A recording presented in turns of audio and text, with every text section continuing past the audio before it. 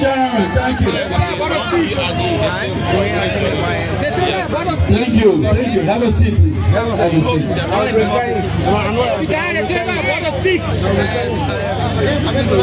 Please allow me to stand on the existing protocol. I want to say, please listen. We have our motto about the importance of this institution. And then when we say first priority, we say the people. The reason we say first priority, we say the people because the People Action Party, priority number 1, priority number 2, and 3, everything is about the people. So when we say first priority, then you shout the people. When you shout the people, it reminds you why you are here. No matter why you are here, sitting under the sun, walking, your concern is about the people of Liberia. And that is why we all are seated here today. So we're ready to go ahead. Are you ready? Are you ready? First priority! But now you are ready. The food already here. You can shop. The food here already. So don't worry. Food already inside there. First priority! I will not tell you the soup that the cook because you're not shopping well. First priority! I hear more noise on the side here. Okay, let us start with first priority! First priority! The melody here, first priority! Wow, thank you. Indeed, first priority, the people. Second priority, the people. Third priority, the people. We all are happy to be here. And I want to say thanks to the ruling Unity Party Secretary General for being present here today. We invited all of the political parties to come because we think that this is about Liberia. This is not about one individual. This is about Liberia. In order to solve Liberia problem, Liberians must sit together. We are not enemies. Let's sit together. Let's have a discussion. Let us not look at only the downfall of that institution or the person. Let us sit together and discuss what the problems are and how can we move forward. Too long we have struggled. It's about time we move forward. Other countries are going ahead. They can't wait for us. We need to move forward. So I want to say to you, fellow citizens and partisans of the People Action Party, I want to say thank you for coming. Thank you for coming. All of the 15 counties are represented here. All of the 73 electoral districts are all represented here. Thank you for coming. And we're going to make this rotational. We're going to go into other counties. This is the period of organizing our institution. Put ourselves together, organize ourselves, put ourselves in structure. The next thing is the mobilization. We are going to move from district to district, county to county to understand what the problems are, the problem our people face. We will visit door to door, house to house. And then what we're going to do, we're going to come out as a political institution and come up with a paperwork and submit it to the ruling Unity Party and say to them, election is coming, but these are the issues. We will give it to them. We will not expose it just because we want to seek the downfall. We will come out to raise the issues, come up with suggestions on the floor, and we submit officially. We will invite members of the press and everybody and submit our papers, our working papers to you and say these are the issues in Liberia, in the 73 electoral districts, the towns and villages, the 15 counties, and we submit it to them with suggestions and proposals. We will not just sit there, we will also tell them we have the technical know-how in the various districts, in the various communities, so that we can move this country forward. My people, our people have struggled a lot because we keep fighting one another.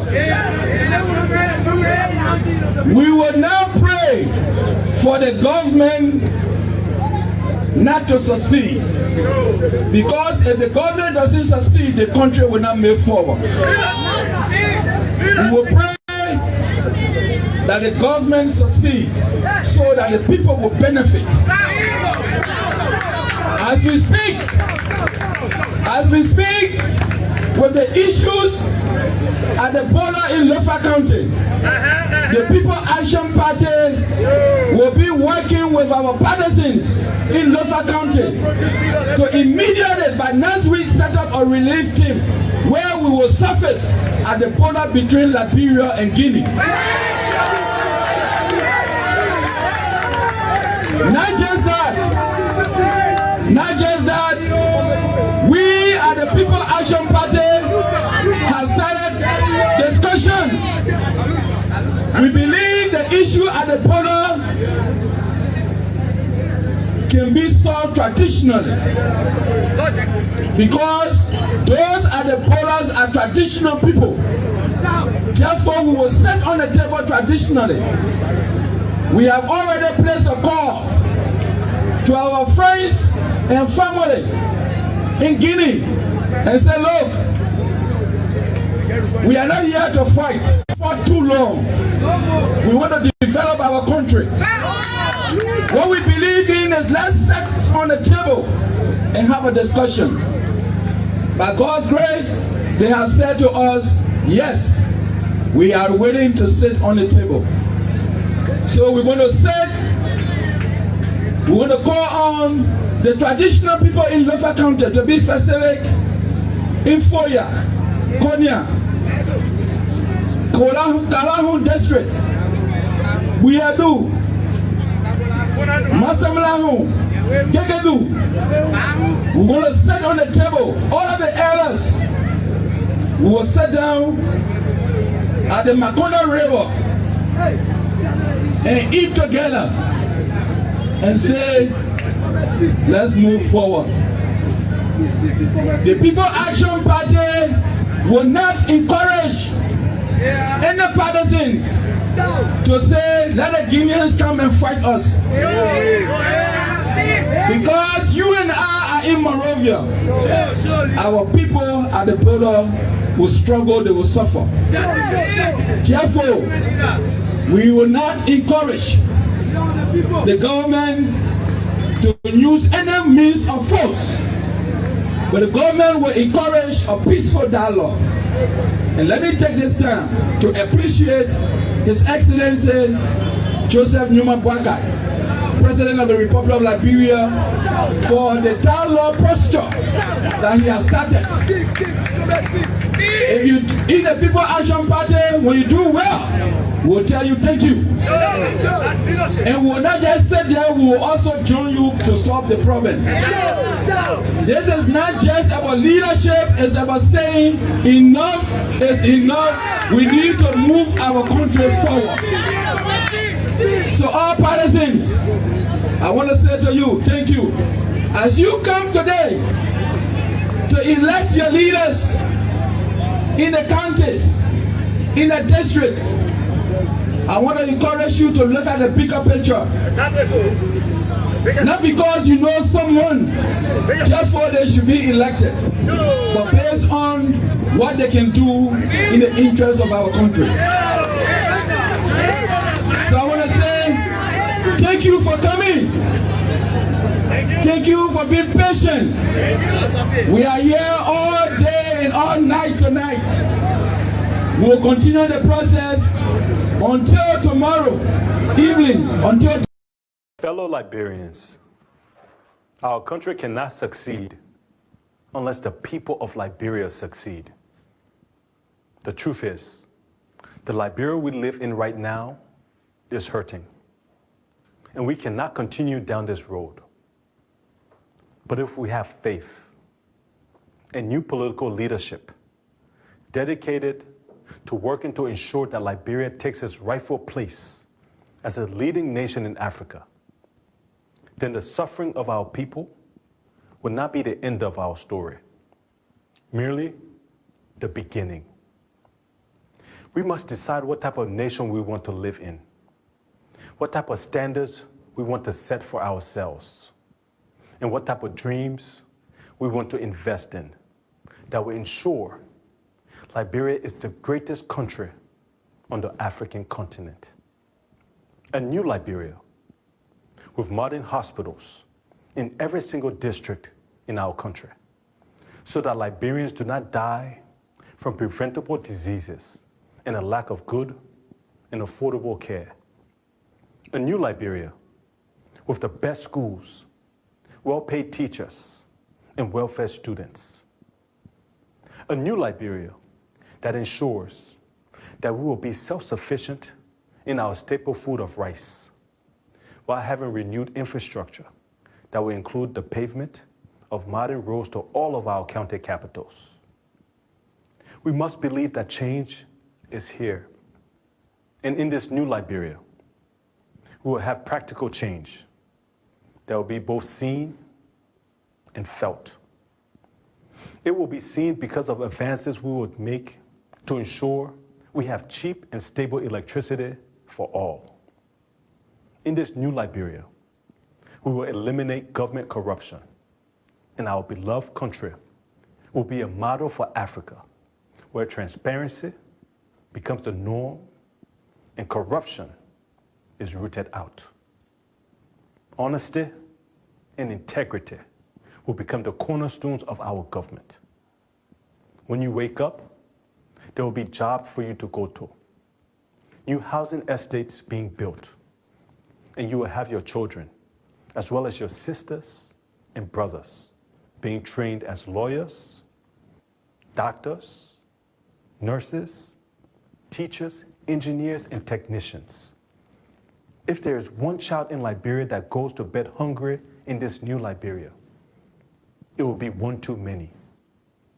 If there is one person in this new Liberia who dies because they do not receive proper medical care, it will be one too many. But in order to change, we must change the very idea of who we elect to lead us, because our people are suffering. Too many Liberians have no food, no jobs, no roads, no hospitals. For far too many, there is no hope. I promise my Liberian brothers and sisters that no one will be left behind in Liberia's transformation. All right, I promise my Liberian brothers and sisters, no one will be left behind. I'm assuming that when he becomes, or if he becomes president of Liberia. So welcome to the show. My name is Alvin. I'm going to be sitting here today for the host. The host is Junior Payne. He's not going to be with us today. He's having some technical difficulties. I want to say thanks to all of you for joining us. We have several panelists. Some of them are in the back. Some are running late. They will join us here shortly as we start our show. This is BKS TV, the Heat Hour, where we come on here every night at 8 p.m. Eastern Time in Liberia, 8 p.m. Liberian Time, 4 p.m. Eastern Time in the U.S., to discuss everything from politics to development to Liberia, international news. I mean, we discuss everything in between there. So we are hosting one of our brothers today, Johnny. I don't know how to say the last name, so I don't want to butcher it. I'll wait. You say it before I attempt to say it. How do you say the last name? Oh, well, This is a simple Liberian name with just 5 letters you wouldn't pronounce. Where you were to pronounce a Russian name that were all consonants, you're fighting to pronounce it. Good. See, Oh, never bad, mind. man. You Yeah, know, but try to pronounce it. let me I'm try. not Let me going to try. content. Try to pronounce it. Let me Try. try. Yeah, because that's embarrassing. I can't be typical Liberian in my country, man. I can't pronounce this simple name. So is Johnny KM Ndebe. Right. You see, you there. You got it. That's right. So how you really The how you name say is it? What's the actual it's actually in Debe. It's Chonin Ndebe? Debe. Oh, so the end. Okay, that is the silent Ndebe. The Okay. end the D are combined Debe. Oh, Ndebe. Okay, got Yeah. you. Thank you. I want to say a big thanks to you for taking up your time to come on the show. I know when I call you, it was very short notice, and you never hesitated, you know. And then when I added a Nima Kante flavor to it too, you say, "Oh no, Nima Kante and Makante." You started naming Nima Kante the towns that I have not even heard of in years. I want to say thanks so much for coming. This is BKS TV. We are an online platform. We also have physical presence in Nimba. We have our radio station in Nimba that relays the show in Butuo, one of the areas we work. So we have a lot of followers, people that follow the show religiously on a nightly basis. So I want to say thanks. We pray and hope that this is not just one time that you will be one of our regular contributors here. So I'll stop here and just, as we always do, welcome to the show, DK. So, Thank you. all right, thank you. So we'll start today. We'll start by, a way of introduction. We have our people following. They want to know who you are. If you don't mind, give us a brief introduction of yourself, and then we'll go straight into our show. All right. So thank you. Let me say good evening to the viewers and listeners from wherever they are. And for the matter of fact, since this platform has a direct link to NIMA with radio station carrying live, let me extend my greetings and seek permission from the elders of NIMA. Old man Pema from Campley, the old man, how you call it, Omar Rebecca Doe from Doe Chiefdom in the Tapeta region. I want to also talk to Omer Samuel Kura, one of the paramount chief in the Tapeta region too, and all those chiefs that I work with, women leaders and youth leaders across the length and breadth of Nimba County. I'm saying, I don't know how to say good evening, but I'll just say, Bravo. We got plenty traveling them out. I wonder we got a few more. Yeah. Bravo. But anyway, it looks like he's sticking to his network. DK, how you doing tonight? This evening from our end. We, we, we also have the crown that I would say Aseo in Uh-huh. I'm sorry, I think it's the internet of my end. Yeah, the internet from your end. Yeah, I think it's from your end. Yeah. Yeah. So let me say I'm Johnny Ndebe. I work formerly for the Carter Center. It is from this work that I was able to visit the length and breadth of Liberia, the 15 counties. And also, I want to send greetings to my big brother, Joyce Say, who is based in Ghana, who was my direct contact in Nima. We worked together on the Carter Center program in the past. And he's a very good Nima man to me. He's an elderly brother. He's like a father to some extent. And so I will say hi to everyone. I'm sorry if I didn't call your name from Nima. I know so many persons, but the time is so short. I cannot call your name. But those from the Zoga area, from Zogbao, from Tua River, from Gui and Doru, from the Kababli area, from the Bo and Quila, from I know Garbang, that's the Kanta area, and know the Lao Sao area. I mean, I'm across the length of Niba. I say good evening to all of you, and may this discussion be peaceful and be informative and help to shape our thinking as Liberians as people of Niba County. So that's all I can say of myself so far. Maybe as we progress with the conversation, we'll say more about what we've been doing in Liberia and specifically in Nima County. Absolutely. Welcome to the show, birthday man. You good? You can hear us? You're muted. Yeah, I'm doing okay. I think all is okay from my end. So this is the original host. This is the main man. He had a birthday yesterday. The David and the man just lost from me. Oh, just been celebrating. So I'm surprised that he showed us that. welcome, No, welcome to the show. thank you. See you. I want to say thank you to our guest, Mr. Johnny. Johnny, Yeah, welcome to the show. It's great to have you on here tonight. I know you've been speaking to your people in the various tribes we have in Nima. You spoke to the people in B. You spoke to them in Mana, but you forgot the Mandingo and the Gio. So let me just help you. You know, now we kabua. now we Mandingo. Kabuya, Kabuya. Okay, you got it right. You just reminded me. Yeah, so you left the Mandingo people aside to I don't know how to say good evening Mandingo, I but I think know that Nisoma. Nisoma, yeah, something Nisoma. like So I think I know Nisoma. yeah. Yeah, Yeah, but Mr. Nisoma Johnny is and good. Nula. Yeah, so welcome to the show this evening. We are very grateful to have you on here. I know the CEO has started with you. You've done maybe your introduction and stuff. You came from the civil society background. Now, I don't know where you are currently, what's your current position, but do you care to tell us a little bit about your current status and we can start a conversation from there? All right. So yeah. So like I said, I work formerly for the Cattle Center, 15 plus years. I mean, right Mhm. now I'm concluding a short contract with them.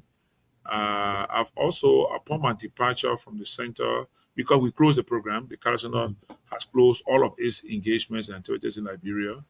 You know, we have a just small team now that is working, having oversight in Sierra Leone, Uganda, and Nigeria. But that team is basically the mental health team.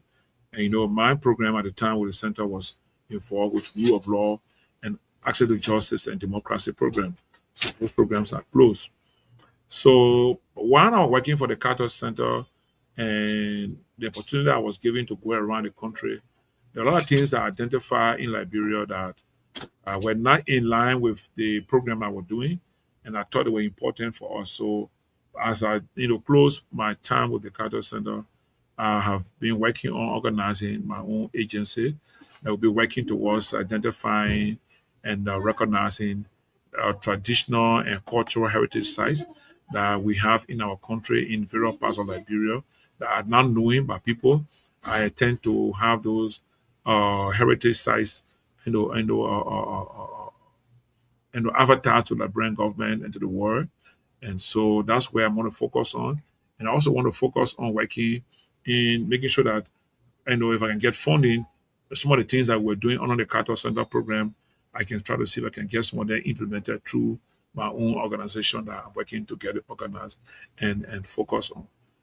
The first project I'm working on now, which is we have a heritage site that is in Lofa in the Zozo region in the town called Yela. There's a cultural heritage that is left back there where, in my estimate, maybe 200 years ago, our ancestors in that part built a wall city, which means they had their community fenced in with a very high level in the natural wall that was built on natural materials. And we have Mhm. remnant of that wall still in Lofa.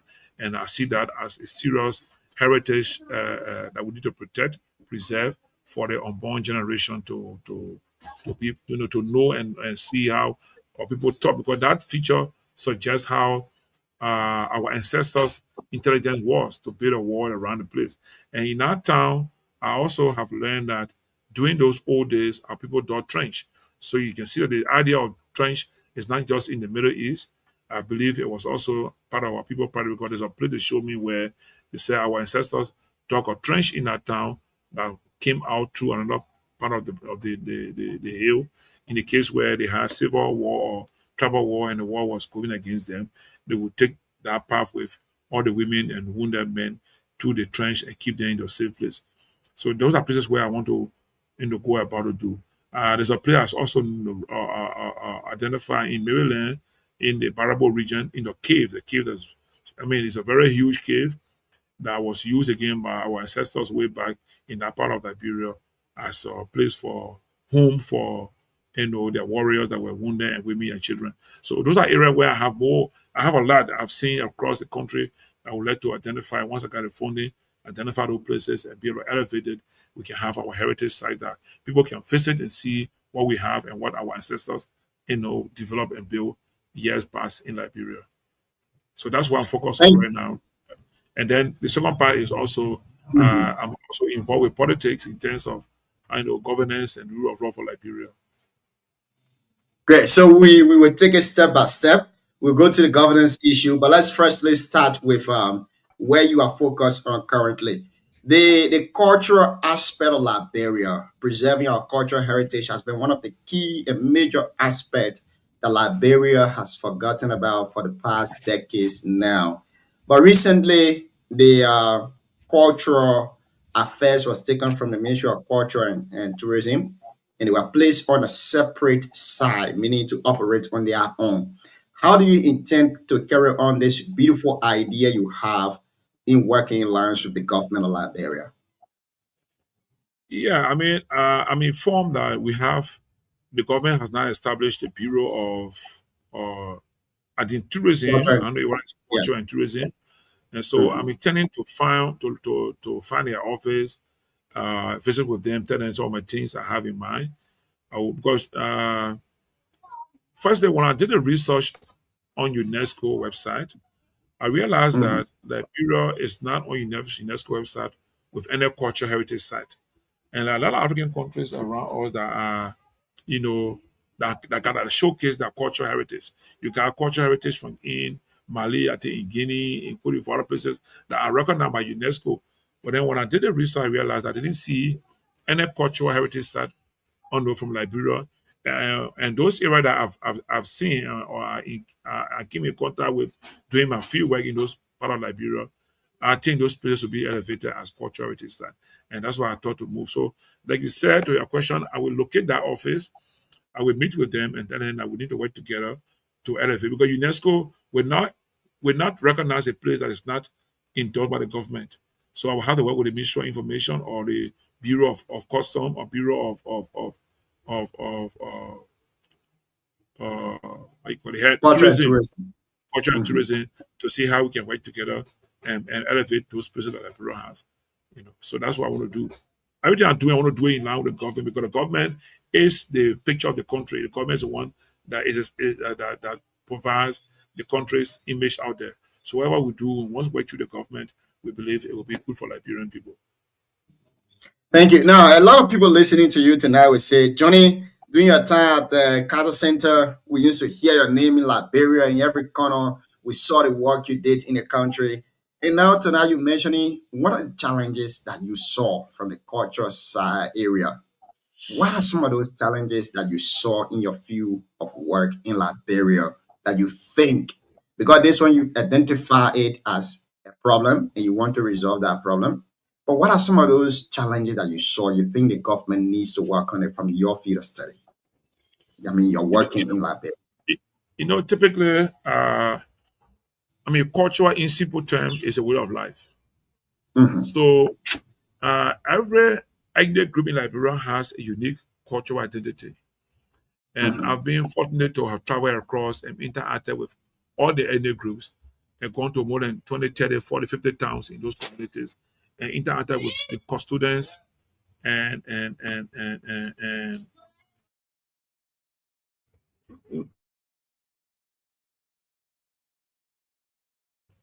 sorry. So I've been able to identify the places. So the cultural issue is important.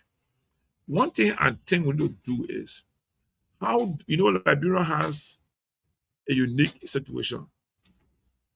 The Western style of government, in my definition, right, where we got the Western governance system that was introduced to Liberia by the free slaves, right? They introduced what we call government today, democracy, election. They were introduced by the free slaves that came to Africa, Liberia, that established Liberian state. But going back, the Liberian state was already Liberian state already existed, not as Liberian state. We have governments here through our tribal groupings, our nation of Mano and Gio, for example, the nation of Bandi, the nation. Everybody has their own leadership here. We have government here. We have governance system here. If you guys ever live in Nima before going to the US, if you sit down and reflect how their people manage to pass rules and govern themselves in a way that they will restrict violation, they will restrict violence, they will stop abuse of people in the community, they have governance here. So what I realized is that the Western style of government that we call today Liberian government and our customary governance system, they need to build a link, a connection. Because let's go back. I did several research work with several universities from the US, Oxford University in London, I mean from UK, or Yale University, Columbia University, George Washington University, and another one I did work with. We were doing something on Liberia, looking at the Liberian rule of law and governance system with reference to access to justice. We realized that there's a gap. Many people in Liberia in the rural parts would prefer to take their issues of complaint to their traditional leaders, to the chief, to the elders, to their uncle, to their whatever to sort the matter. Even though they had the police around, even though they had the coast around, but they were more confident. I'm basically, man, they were more confident dealing with their own people that they have trust in than going to the police or the court. Now the issue is they see the police and court and those other institutions as foreign system to them.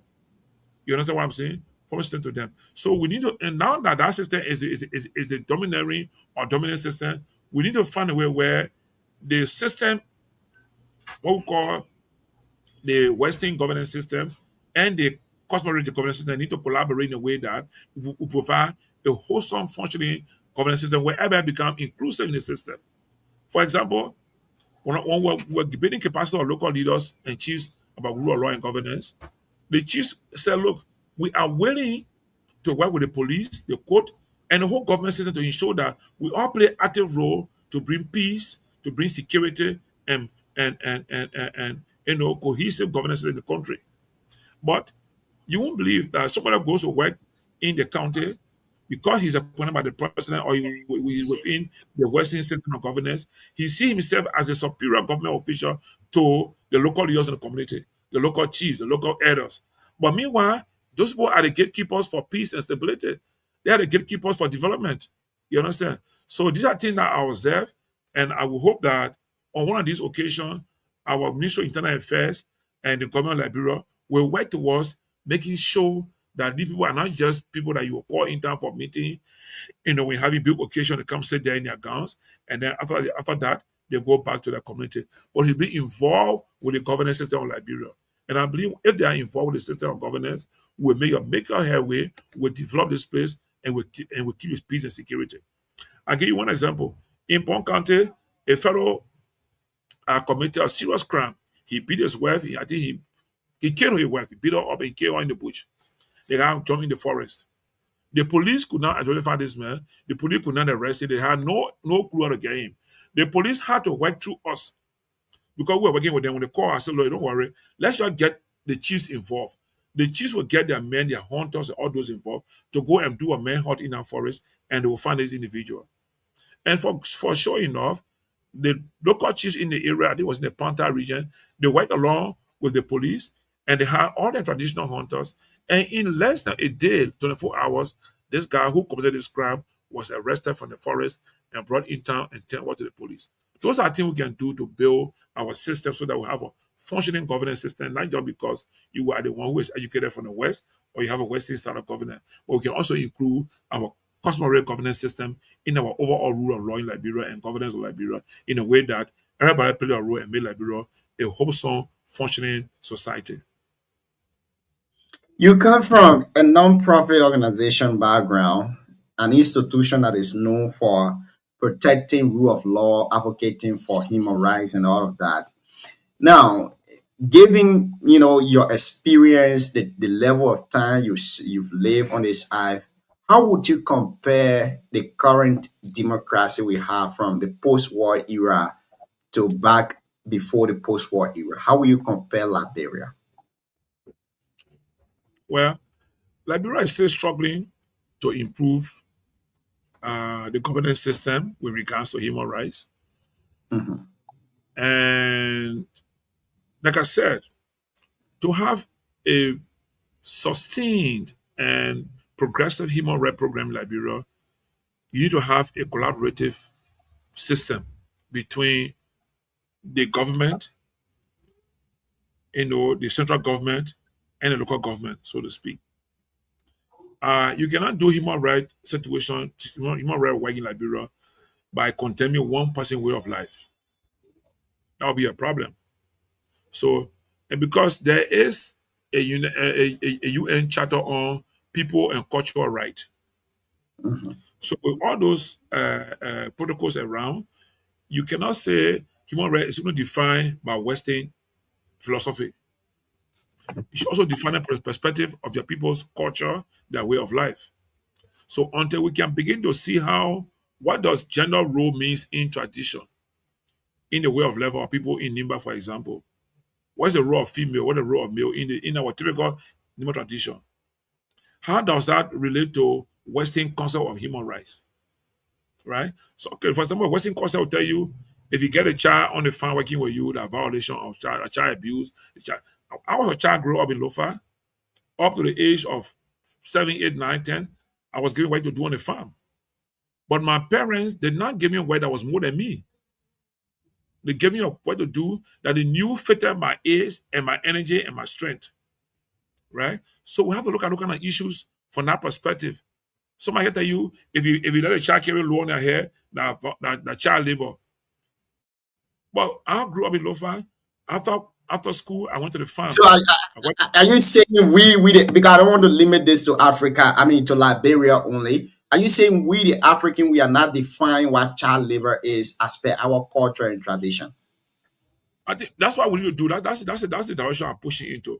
We should not just sit and agree with what comes from across the Atlantic Ocean, or what comes from the form of colonial masters, or what comes from the Western perspective. We have to define ourselves based on who we are. Who we are, right? But my brother, no matter how many years you spend in the US or in Germany or wherever, you are an African. You can have all their papers as a citizen for that country. Don't forget, they know you as an African. You know what I'm saying?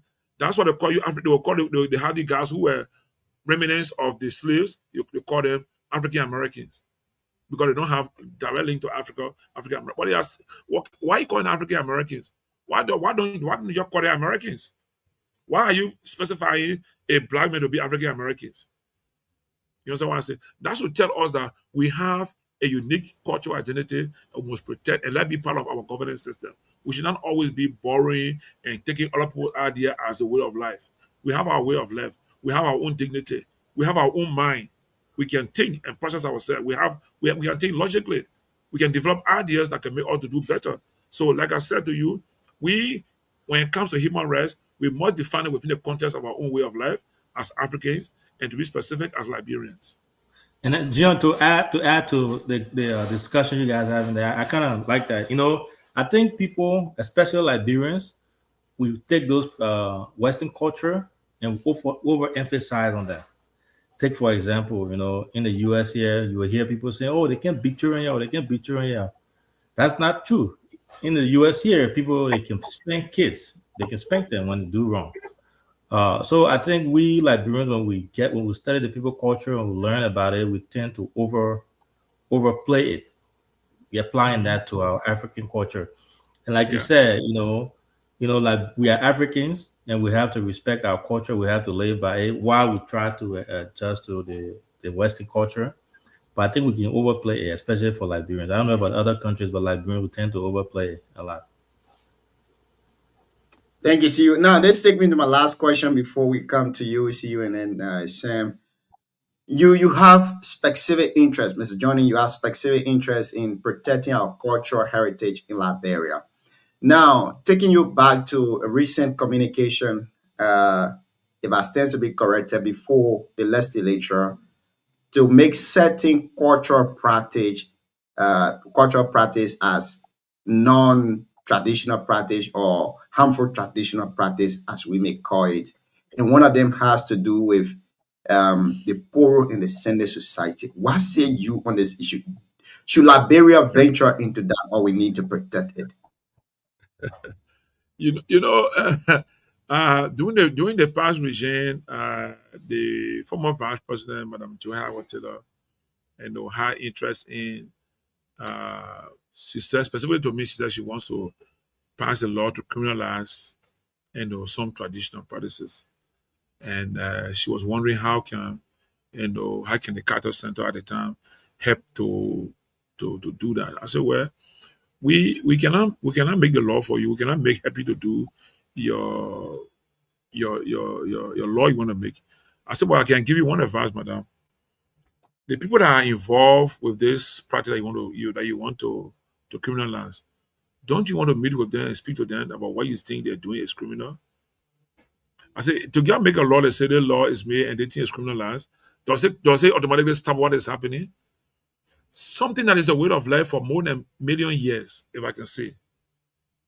Then you just sit down just at the strip of the pen, write something and say, from today henceforth going forward, this is no more practice. If you do it, you are committing crime and being criminalized. How do you succeed in doing that?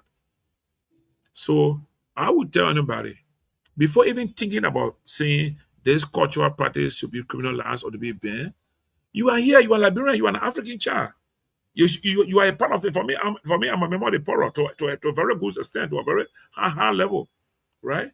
I understand a lot of things about Liberian culture when it comes to Poro and the Sunday, based on my status there, and which I'm proud to always say that I play a major role when it comes to Poro and Sunday business. I have better understanding, and that's why I wouldn't sit in any public gathering and speak negative about it.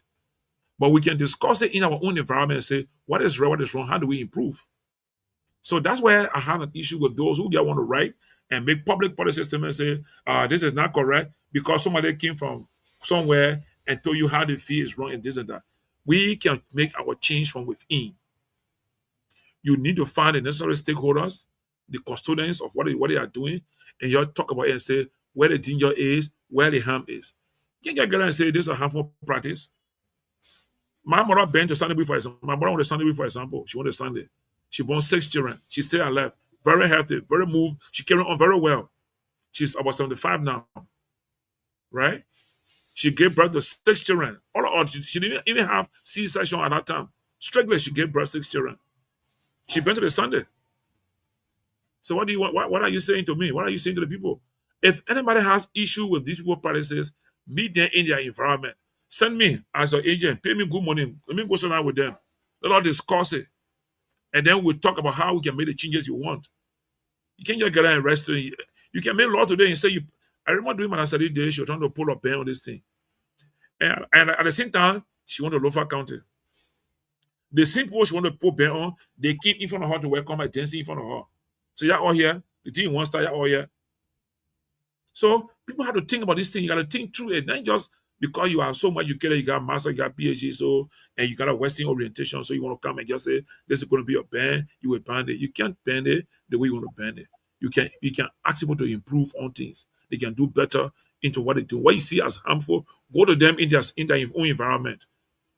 Don't come call them for conference in Morovia, in Duco, in how you call it, Royal Hotel or someplace. Go to their own, go to the Indian community, go to Nimba. Go to Nimba and meet the people in camp and tell you say we can meet. This is our meeting place. You have to sit there in their own environment. Then you tell them this thing you're doing, this is my view on it, this is how I look, this is how I look. How can we improve it? Go all the way there in Kawia too. Go to Bayvon way, right? You sit there and talk. You discuss the matters. But you want to bring them in Morovia, you sit down in the city, in the city here, in a foreign environment. No, so my thought about that is if you want to ban any cultural practice, what you see as wrong, come to us in our environment where we can sit and be comfortable to express ourselves to you. Then you understand, then we can decide how to move ahead with it. Other than that, you continue to have a problem. You can make all the law with 100-page document, 2 million-page document. It will be on paper, but it will not be effective. It will not be supported. It will not be respected. I will tell you the truth. Thank you. I don't know whether I should ask one last question. Oh, go ahead. It's just Okay, 2 of us great. here tonight. Go ahead. Now, I have spoken with some lawmakers, and some of them what they told me was the traditional practice. The reason why we want to ban the poor senior society is because these people, they interfere with the children's education, the Western education. Let me put it that way. Sometimes when the children go into school in some villages, they will go there and take them from there and carry them in the poorer society or in the senior society while regular schools are ongoing. For that reason, we need to ban it. Now, what could be your recommendation as someone who has also attended our cultural practice and also someone who have worked with international organizations that protect our culture and heritage in Africa? What could be a recommendation that you could make to the legislature, any of those legislators listening to you right now, that you could say this is what we're supposed to do and this is not what we're supposed to do? The first thing, Junior, Mm. Junior P, right? Yes, sir. The first thing is whoever is that legislator, like I'm telling you, that person is not a legislator. That person is an Okay. honorary person. Because you are the one the people elected. You understand? They Mm. elected you to be their direct representative in the government. Then you come and sit in Morovia and begin to say things about their way of life. You are from them. So the logic is that, look, if there's anything going wrong here, you go to them for your discourse. You know, the representative of senator is a messenger for the people. And that's the error people make in this country. But as soon as they are elected, they think and assume that they got no more link with the people in that place. In fact, they are the poor kings and bosses. When they come, the people should worship them, kill their goat for them, kill chicken for them to eat, and then go back. When they elect you, you are the poor direct messenger. You don't have power. They got the power. So go to them and sit down with them. Say, look, I'm hearing this in the legislature from some other people. But you have advised me, what can we do with this? So my advice to any lawmaker, whether senator or representative, on this matter, you can't say that and tell me, say, oh, we want pass law because my man, Lord, that person ain't know what they're doing.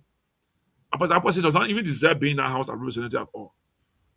Because they don't know what they are doing. They don't know who the people, who are those that they are representing. You gotta know those people that have sent you to work. You gotta know them. Then you know how to work for them, how to represent them. They don't know them. That's why they're talking about what they want to talk about. So just to answer the question the way you are, because I want to first tell you that person who told you that person does not deserve being a representative of the people. They don't deserve being there. They want to show you, I'll tell them straight in their face. They don't deserve being there because they don't know their role Mm. then and represent. But the point is this: it's the same kind of perception. I was going to school in Lofa when I went to the Poro. Look, gentlemen, our people are not stupid. Our people are more collaborative, they are more receptive to these foreign ideas than even we who call ourselves native children have gone to school and learn Western education. Our people in the rural part of Liberia, our traditional leaders, our elders, they are more understanding, they are more receptive than we who believe that we got a master's degree and a PhDs. Isn't it supposed stupid? How can they accept the missionary to come build church in their community, to build school? And they didn't value education, and they didn't value Western education. How can they allow people to come build interpreter, they build a school interpreter in St. Francis School? How can they allow people to come middle school in Ganta, in San Nicolas in Marys, in Campley? How can they allow people to build that? You think it was stupid? You think if they wanted to be all the protective of the culture, they would have resisted those things. But they agreed, they didn't give that land to those churches, to the school. Look at the Ealing Church in Nima County. They gave land to them. So when when my parents were about to take me to the program, first thing is nobody put in program about force. And this is where we need the government to the internal affairs ministry need to work with the people in this sector to know how to coordinate their activities. I will give you one clear example in my home in Lofa County. Lofa County will not force anybody into program. Your parents will plan in advance. Like you want to send your child to school. You got to plan the child need to go to school. The child need uniform. The child need food. The child need. You plan for it in advance. Nobody put anybody in program by force. And that's where we need to work with the people in that sector to say, look, you are causing problem for your own institution. Do not allow anybody to make you to make public ridicule of their cultural practice. That's another part we do also. That's a bad sign of our people. They're allowing people to come from Morovia and say, oh, well, we are putting them in the problem. No. What I know about Pora, we got time. For example, in Lofa, we got time. When we give the time, like right now in Lofa, in the Zozo area, no man is going to Pora Bush now. Yeah, it's actually now, the land now is in the hands of the women. At this period now, in the last 2 or 3 of almost 3 years now, no man is attempting to do any Pora business. The whole entire land is in the hands of women. So they're doing by order of their structure. This period, this year, this clan will do the Sunday. They graduate. The following year, the other clan do the Sunday. They graduate. When the women turn ends in 3 years, we have a big occasion where the women now turn the land over to the men to do the poro for 4 years. So right now, nobody will follow in poro in Lofa right now. Nobody will follow in poro because there's no poro business going on in Lofa now. It's purely Sunday in most part of Lofa right now, so to speak. So this is a system. It's a complete institution. But if people don't understand it, they come and just say thing in the public as though because they can speak English more than me, or they go on to Western school in London or wherever, and you can talk blah blah blah blah blah. Disgracing themselves. The thing that is disgracing our traditional leaders in this country. Don't get me wrong. The, People are doing some the wrong in the poor, traditional. the poor in the senior society is our cultural identity as Liberians. Do you think the government of Liberia has been doing her best to make sure that Liberians identify with that? Because I believe that the reason why we Liberians have a misconception with this is in other parts of Liberia, they don't consider this thing. I mean, certain cultural group, they don't consider it, but certain people consider that. And these people, they believe that the foreign education is more important than the traditional education, the poor in the Sunday society education. They believe that it's not that important as compared to the foreign education. Now, do you think the government has been doing her best to make we, the Liberians, understand what the poor in the Sunday society is? I don't think so. The government has not done that. The actors in government have not been able to even sit there and think about why do we have these institutions that have been around for the last 100, 300, 4 years ago in this country. Let me tell you one thing. The war Mhm, poro, we have 9 counties in Liberia that are practicing poro. But beside the 9 counties, other people practice poro in a different form. I have been to the Southeast region, right? The Southeast region do theirs because no, they have a group, they have a system where they educate the young males before becoming adult. The same logic about poro is about getting the young men educated, prepare them. When we didn't have Western people in the country, who built the bridges in our communities? Who built the roads? It was through the poro system. Who built the roads? Who built the bridges? Who built?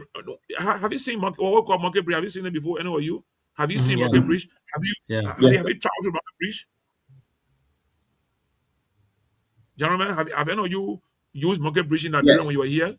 Yes. yes, Have you yes. have you thought about how that Monkey Bridge was built? No, it reminds me of the way people, the Chinese and other people build bridges at Ah, night. Yeah. but besides that, you got a bridge in London. Why you got a London downtown bridge where, right? Yeah. That's what kind of bridge you build there, right? Fine. But have you thought about how our African ancestors developed the idea and what kind of institution was responsible to build bridges like that hanging over the long river? You walk through and go. And we still have the bridges in Liberia, yeah, in some part of Lofa, some part of Bonkan, we still have those bridges around.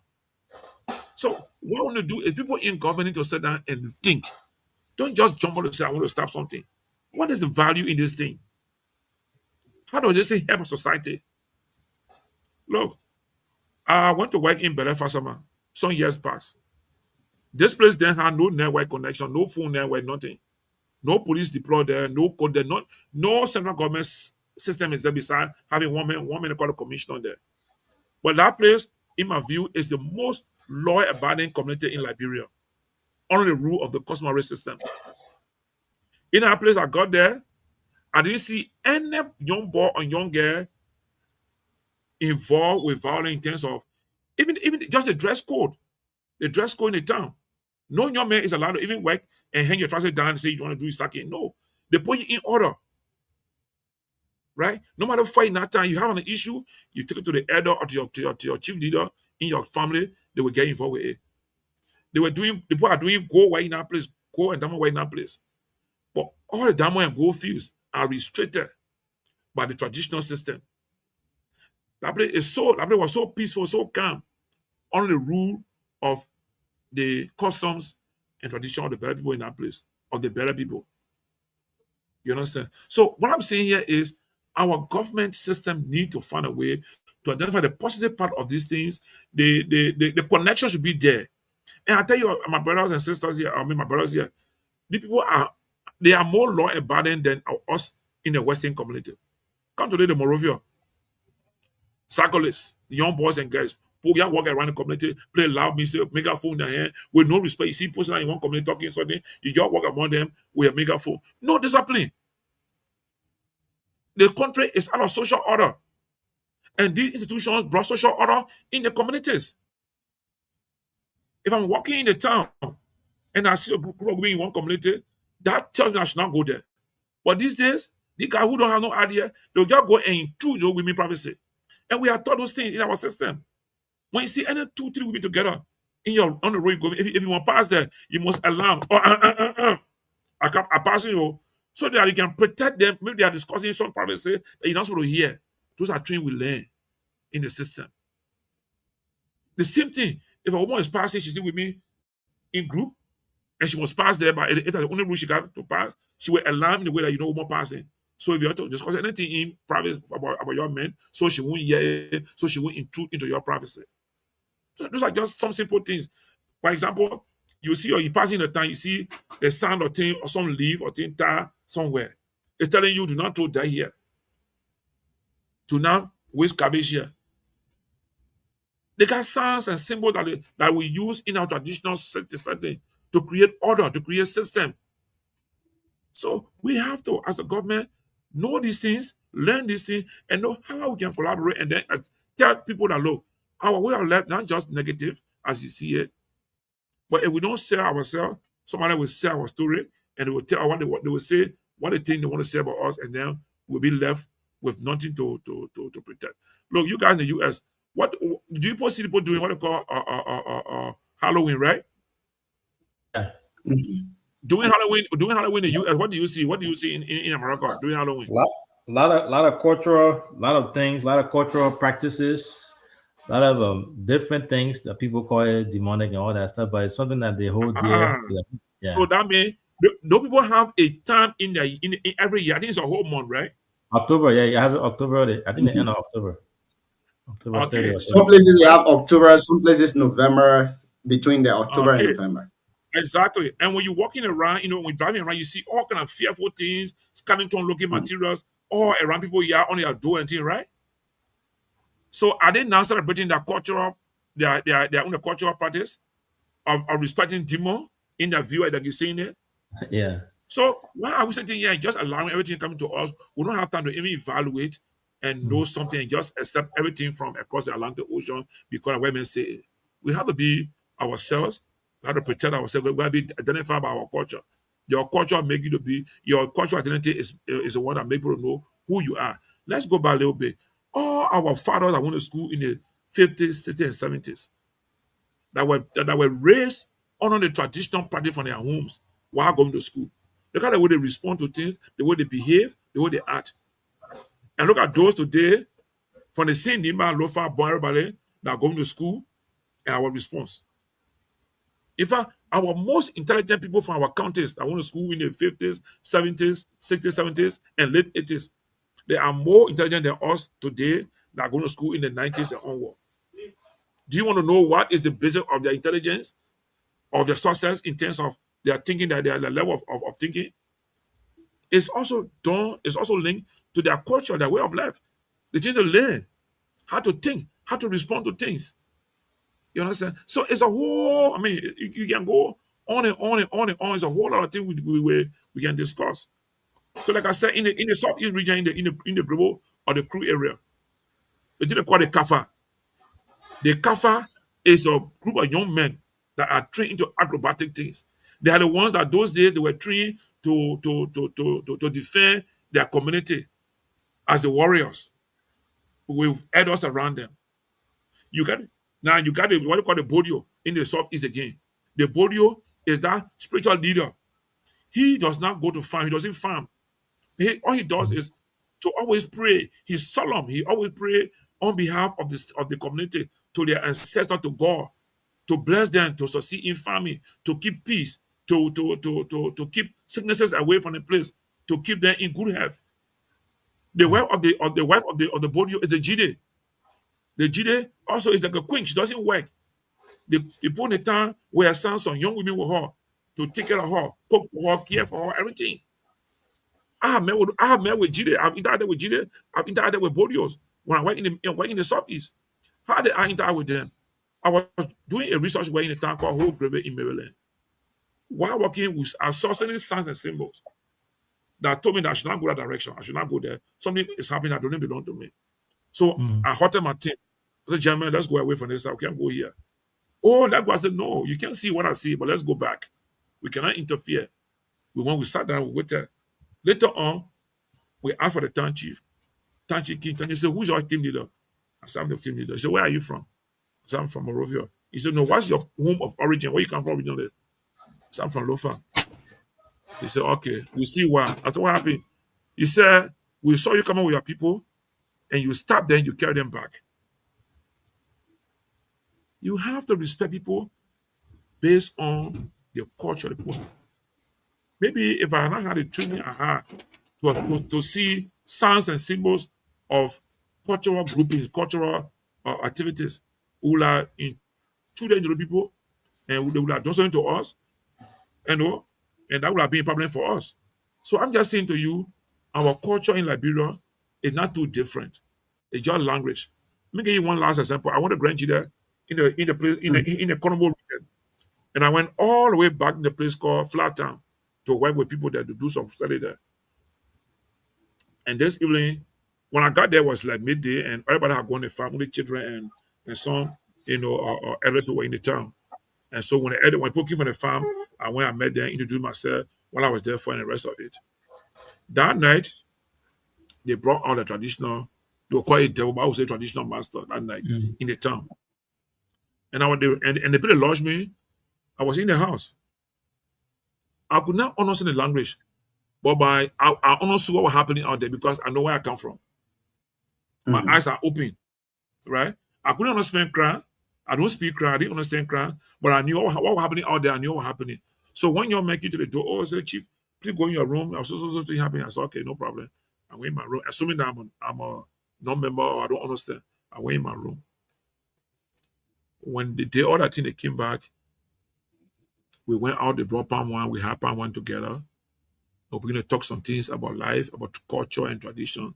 And they realized that the difference is just the language and certain practices that will be happening, but the core value is what is the same between the Loma man, the Bandit man, the Klan man, what I saw there. So let me stop there, let this go. We can go more, I can give you more example from different upper angle of Liberia. I just left from Southeast. Now I know I talk about the Kran, the Krebo. I talk a little bit about Nim. I could even go across into the Gola and Var region. Well, Gola and Var is the same thing as Lofaka. Those are upper with my interaction with you tonight, I don't think someone is the best or suited person to really protect our cultural heritage in Liberia than you.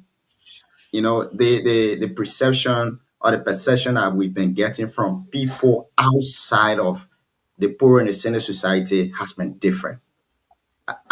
From a place that we don't believe in that, we have our own traditional thing that we go through.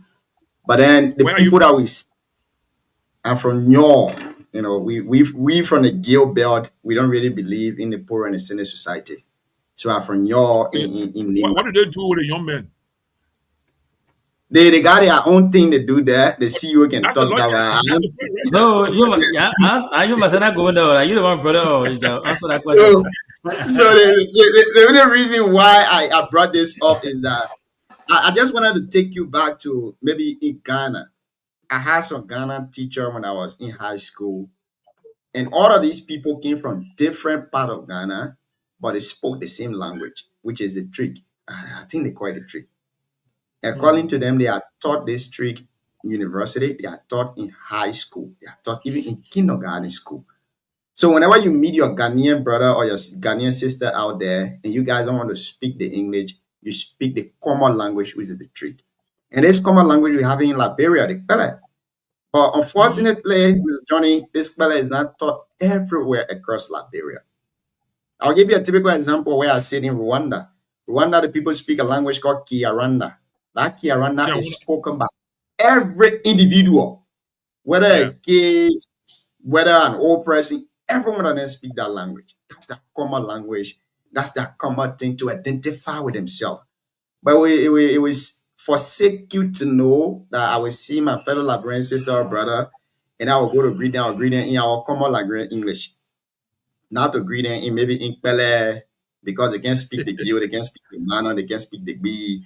So we all Yeah. speak the common English. So our culture, like you said, our cultural heritage need to be protected. I believe that Western education is also playing some part in protecting our cultural heritage, but we need to set a time bomb. We need to set some kind of tradition there where one may say, when the Poro are doing their thing, by that time, the Western education will be closed. Or when the Western education doing their thing, the Poro will wait. When the Western education is closed, then the Poro can take over. Like you said, I know a lot of people. I had a friend who used to be a drug dealer. Nobody took him to rehabilitation center or any other thing. When your father took him to the village, carrying to the Senate Society, he came from there. The guy was perfectly okay. As we speak right now, he's a role model to many of us. He's an evangelist in the church. So we need this. We need it. But let me stop here. We got a lot of things to discuss, and let's not dive into the issue because I know I don't make any thoughts. So let's not go into that issue, Bene. And let's see you. Welcome. Let's hear you, Chief. I think we have had. I never expected this type of conversation, but we have learned a lot just within the past. I would say 30 minutes. Yeah, something that we didn't know, and I'm grateful that he's sharing light on this because, like you said, people have different perception of it, and my concern here or my thing has been, I think our guests emphasize on this a lot more, where people want to sit in Monrovia, use their power in Monrovia, they're in the urban area, and make rules for our people in Nimba, or let's say in rural Liberia. I think they are, for me personally, I believe that they are just showboating. They want to show off to the people that they are, they are against this, and they try to follow the crowd. When everyone's saying, "Oh, this is the bad thing," and everyone of them starts saying the same thing. But you're right, though. I also believe that they are afraid to go to their own people. I know you talk about go meet the people, sit with them, and then have lecture with them, have a conversation, let them express their concern to the people where they're supposed to meet them out of respect sake. They can't go there. The reason they're not going there because they don't have the faces to bring those things forward. Also, I don't think they even believe that it can be stopped. They are in favor of I don't think they believe it can be stopped. That's why, for the sake of, okay, yeah, this person is doing the right thing, let's just play to the beat. When the Westerners say this, I'll say this. No, they think it's a bad thing. Let's talk about it. But they can't go back. If you really want to, solve this problem, like you said, Mr. Johnny, is go back to Lofa, go back to the people in Bon County and sit with them. But they can't do it. They will not go there to do it because they're afraid to go there and go do it. So that's my take on that. I think we should we'll pivot a little bit. No, but having your then I can help them organize it. I have all the qualities to help. Even if you're afraid not to go to the real player, I can help you organize it, provide the environment to go. But it's important to have this forum with them. They are the leaders of the people. They must be able to have this kind of forum and have this kind of conversation. I'm here. Let them hire me, give me some money. I can organize it for them. No free work now. I know you said good money. Let it give good money. But again, thanks for coming though. We are really enjoying this. I can tell you we have a lot of people who are following tonight, engaging. I think someone was even trying to call and be part of the program. So thank you so much. You're muted. I was just about to ask you whether we should take in some calls because people wanted to make contribution to this particular issue before we go to the next one. So I don't know whether we should take few calls and then he can respond to that and we go to the next. Do that. Let's take a few calls. Okay, great. So if you are listening to us tonight and you want to make your contribution to the show, you can call us on +25079542897, and you will be able to make your contribution here tonight. Those of you who are listening to us via radio and also on WhatsApp, those of you who are also listening to us on Facebook, you can call us on +25079542897. and you will be able to make your contribution tonight to the show. We have Vix Pressing on the line. Let's try to get this person again. Call us on +250-795-428-947. Mr. Fuma Ture is listening to us this evening. Fuma, welcome to the show. It's great to have you on here. This caller, good evening. Yeah, how you doing? Doing very good. What's your name and where do you join us from? Yeah, I'm calling from PA. My name is Fumba Ture. Fuma, welcome. How is Philadelphia this evening? You know, I love this cultural discussion. You know, for the poorer society, for example, it's being practiced in large part of Africa, especially West Africa. You know, and even Gambia, Senegal, Upper Guinea, Mali, you know, they all practice it. Ghana, the Wankara people. You see, and what I don't like, and I hate it to my core, when uncivilized people coming to us in Africa pretending that they are civilized more than us, we should abandon our culture. In Philadelphia here, every October, ask anybody, they get a butt naked parade, men and women on the street. Yeah. For God's sake. Who will imagine those kind of thing that it can happen? Butt naked, men and women. When I say butt naked, I don't mean they get pants or brief on. Butt naked, the way you can be in the bathroom. But they can put a pin on it though. They can put a pin to cover the private part and stuff. No. Some of them can do it, but and one day they get women open. Junior, this year, by the grace of God, I'm going to take a picture and a photo, a video clip it and send it to you. You might invite him to come be part of the parade. Invite him back, Fuma. Private part, everything outside. Ask anybody. Ask anybody. So you think you think because you escorting them on the street. Fuma, let me ask you this. You think we Liberians we are not protecting our culture? Again? Do you have any thought that we Liberians we are not protecting our culture? Because you mentioned Guinea, Malay. Oh yeah. We are not protecting our culture at all. We like to listen to people. You know, it has much you're not kidding. It has much you're not offending another person right. Your culture is your culture. But let me tell you, when I was a young man, my dad sent me 1976, I think so, to Zowenda from Campley. I went to Zowenda, Lower Bon County. And my first time to hear about the Poorer Society, you know, moonlight, we were playing. And these people started coming. And I stood up. I did not know. You know, from the Geo belt, we don't practice it. We don't practice it. And I did not hear about I was very, very young. And these people, they wanted to arrest me. Believe me, the imam of the time at the time was the one that came and freed me from their hand. And the imam was part of the Poorer Society. An imam? No, yeah. The imam, yeah. Okay. Yeah, and they said, I did not know. He said he's a stranger. And today, I regret that. I wish I could have the mindset to be part of it. Okay. You know, look, you know, we African, we are not self-confident enough. That's our problem. Thank you. That's our problem. Thank you, Fuma. We Africans, we're not self-confident enough. Thank you. Fuma is from the Pan-African background, so he believes that we Africans we should do everything by ourselves. We shouldn't involve the Westerner into what we're doing.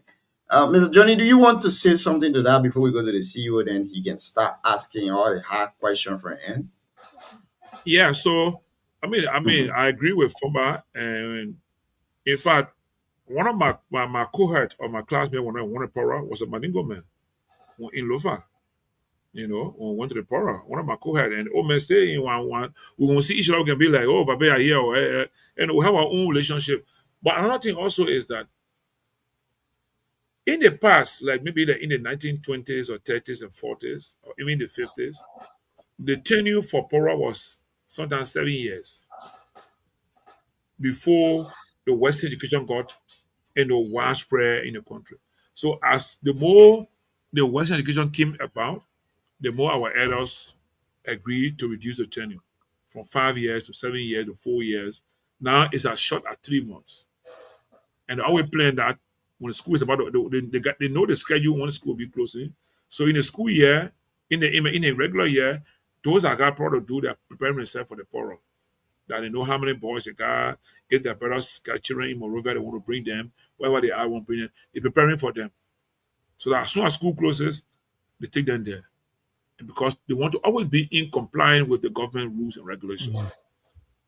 You guys will go there for the 3 months. And right now, we members of Pora, we believe that 3 months is not enough for proper education, for proper training, proper knowledge sharing to bring them back to the community, to impact community. But again, because we want to always respect the government and be compliant with the system, we do that in 3 months and we graduate them. Now, when we have people who are overgrown and they are not students, we keep them there longer because they will be playing serious role to replace adults we have now in some of the roles that they are playing in the traditional setting, in the cultural practice. But for school going children, we will graduate them earlier. But those maybe like my age now, right? If I didn't jump around and I'm not in school, what they are doing, they will keep me there for a length of time, more than even 3 months, so that I can be able to learn more about society and come back and impact in a way that I can be a good person. So that's it. But I agree with Ture, from my point, we need to find a way where we all can respect our system and hold on. And there's one rule in the Pora, in the traditional setting. They don't blame stranger.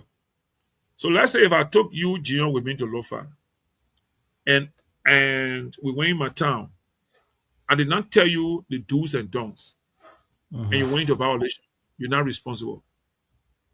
You are not responsible. I am responsible because I have the responsibility to let you know, oh, Gion, go to my home.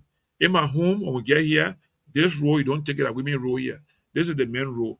This building at women house. You don't do this here. You don't use profanity here. I should tell you all the do's and don'ts. So if I didn't tell you and you violated, they will just say, who there? Oh, that Gion.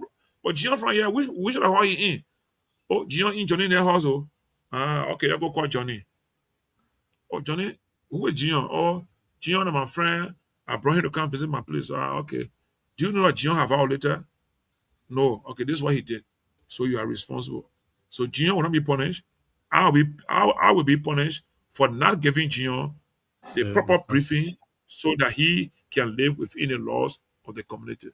So you see what Teresa said, when the people caught him, the imam went there, and because Teresa doesn't know what's going on, Teresa not responsible. If Teresa, whoever Teresa went with there, and if that person is a member of the Pora or the community situation, he will have briefed Teresa. So that person will be caught and be dealt with for not doing the right thing by briefing Teresa and putting him on his guard. So again, let's go on with the rest of the conversation. Thank you. We could have an entire conversation. Yeah, Whole show on it. You know, what you're doing, I think, since the government don't want to do this, we need to get around you people that have ideas on this. And then you can start to discuss this. Let the younger folks start to generate interest in it. You know, you, Johnny, the time you were little, you used to have that kind of interest, praying for your time to reach so you can go in the senior society or the poor society. It's not like that these days. Many young people will say, oh, we don't care about this. We don't know. The reason why we say we don't care is because we don't know, we are not taught. And just imagine, people that are having kids in the 2000, 2000, born 2000, look how it is. Nobody know the culture. Nobody know the tradition. Nobody know this is what you're supposed to do. This is what you're not supposed to do. So we all don't respect the culture again. I will put myself there. We all don't respect the tradition. So I think you have to take the initiative you guys have to take the initiative to start making some awareness on this, telling the young people the importance of this and all of that. I know we will come to the governance side, and you will say something that back in the days, governance used to be this way. The way young people can engage issue nowadays, they don't used to engage it back in the days like that. We always respect our leaders. We don't go on the media to insult them. We don't do this. We don't do that. But we'll come to the governance issue, and you can set all of those examples on that. But see you. Let's hear you and take us to the highest height. Chief. Yeah, it's hard to go from this topic. I don't know what type of topic we have to even compare to this. I'm really enjoying it. I'm sitting here just laughing, and I've been allowing you to engage the conversation because it's very educational. I think, Johnny, this is very important for our society as a whole. People tend to overlook it. We need to respect our culture. For me, I'm a traditional person, and I respect our culture. Before I go to the topic we want to discuss here, which will be the Liberian budget, the budget I just passed. But so I'm younger than you. So in 1990, when we went to Nimba during the war, we went to Nimba. We spent some time there. So from 1990 to 2000, before I left from there, I came to the States. I grew up in my village there. I spent some time there. We played soccer, football there. We farmed. We did so many things. Even though we don't practice the poor society, but we have our own culture there. And the things that we were taught were completely different. There are several things, we never used to do all kinds of stuff. Sometimes when an older person talking, you can't speak back to the person. In fact, when you're in the house there with an elder speaking, sometimes we don't even look in the faces of our elders when they're speaking. We were raised the right way was correct. All my colleagues, my peers that we all grew up together there, completely different. Fast forward, when I started taking visits back to that place, when I went there, the kids that were born later on, when you get there, and I stand and watch them, the way they interact with people, I mean, completely different. So I would ask, I said, man, we were here back in the days, we never used to do this. And then you will see a young person that was born at 18, 17 years old, standing, insulting, going back and forth with someone that could born 2 or 3 times. So it changed. You can see that trajectory, that changes in tradition. You see the changes. And I blame that on those that come to Monrovia. They see people doing things in Monrovia. They all go back there and they start doing things without any regards to tradition. So it's something that we need to reinstill in our society. If we want to keep our heritage, we want to respect Liberia, we want to have that. We are unique. Liberians are unique. Growing up in around the world, in Ivory Coast and here, anywhere you go, you see a Liberian, a typical Liberian, even in the United States here. I don't care how that Liberian try to disguise himself or herself. When you see Liberian somewhere, you recognize that person is a Liberian because of our unique heritage, our accent, our Liberian accent, that colloquial, is special in entire Africa. Not many people can even try to learn our accent.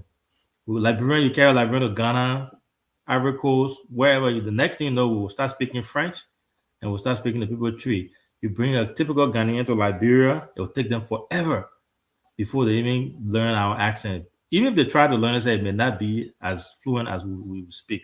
So we are unique and we need to keep our culture. Again, I want to say thanks for coming. So my question I have here, it has to do with the budget. You work with the Carter Center. You've been in community service for a long time, 15 years. It's not a small feast. You learn a lot. You experience a lot. So my general question I have for you is the budget that just passed. From your experience, your background, everything that you've done so far, and working in Liberia extensively, do you think this budget is the people center? Do you think it meets the needs of the common Liberian people from a holistic, a broader point of view? Yeah, thank you. I'm sorry. I think the internet on my end wasn't good, but I tried to understand what you were saying because the phone you were breaking through. But I got the last part and look concerning the budget and based on my experience working across the length and breadth of Liberia.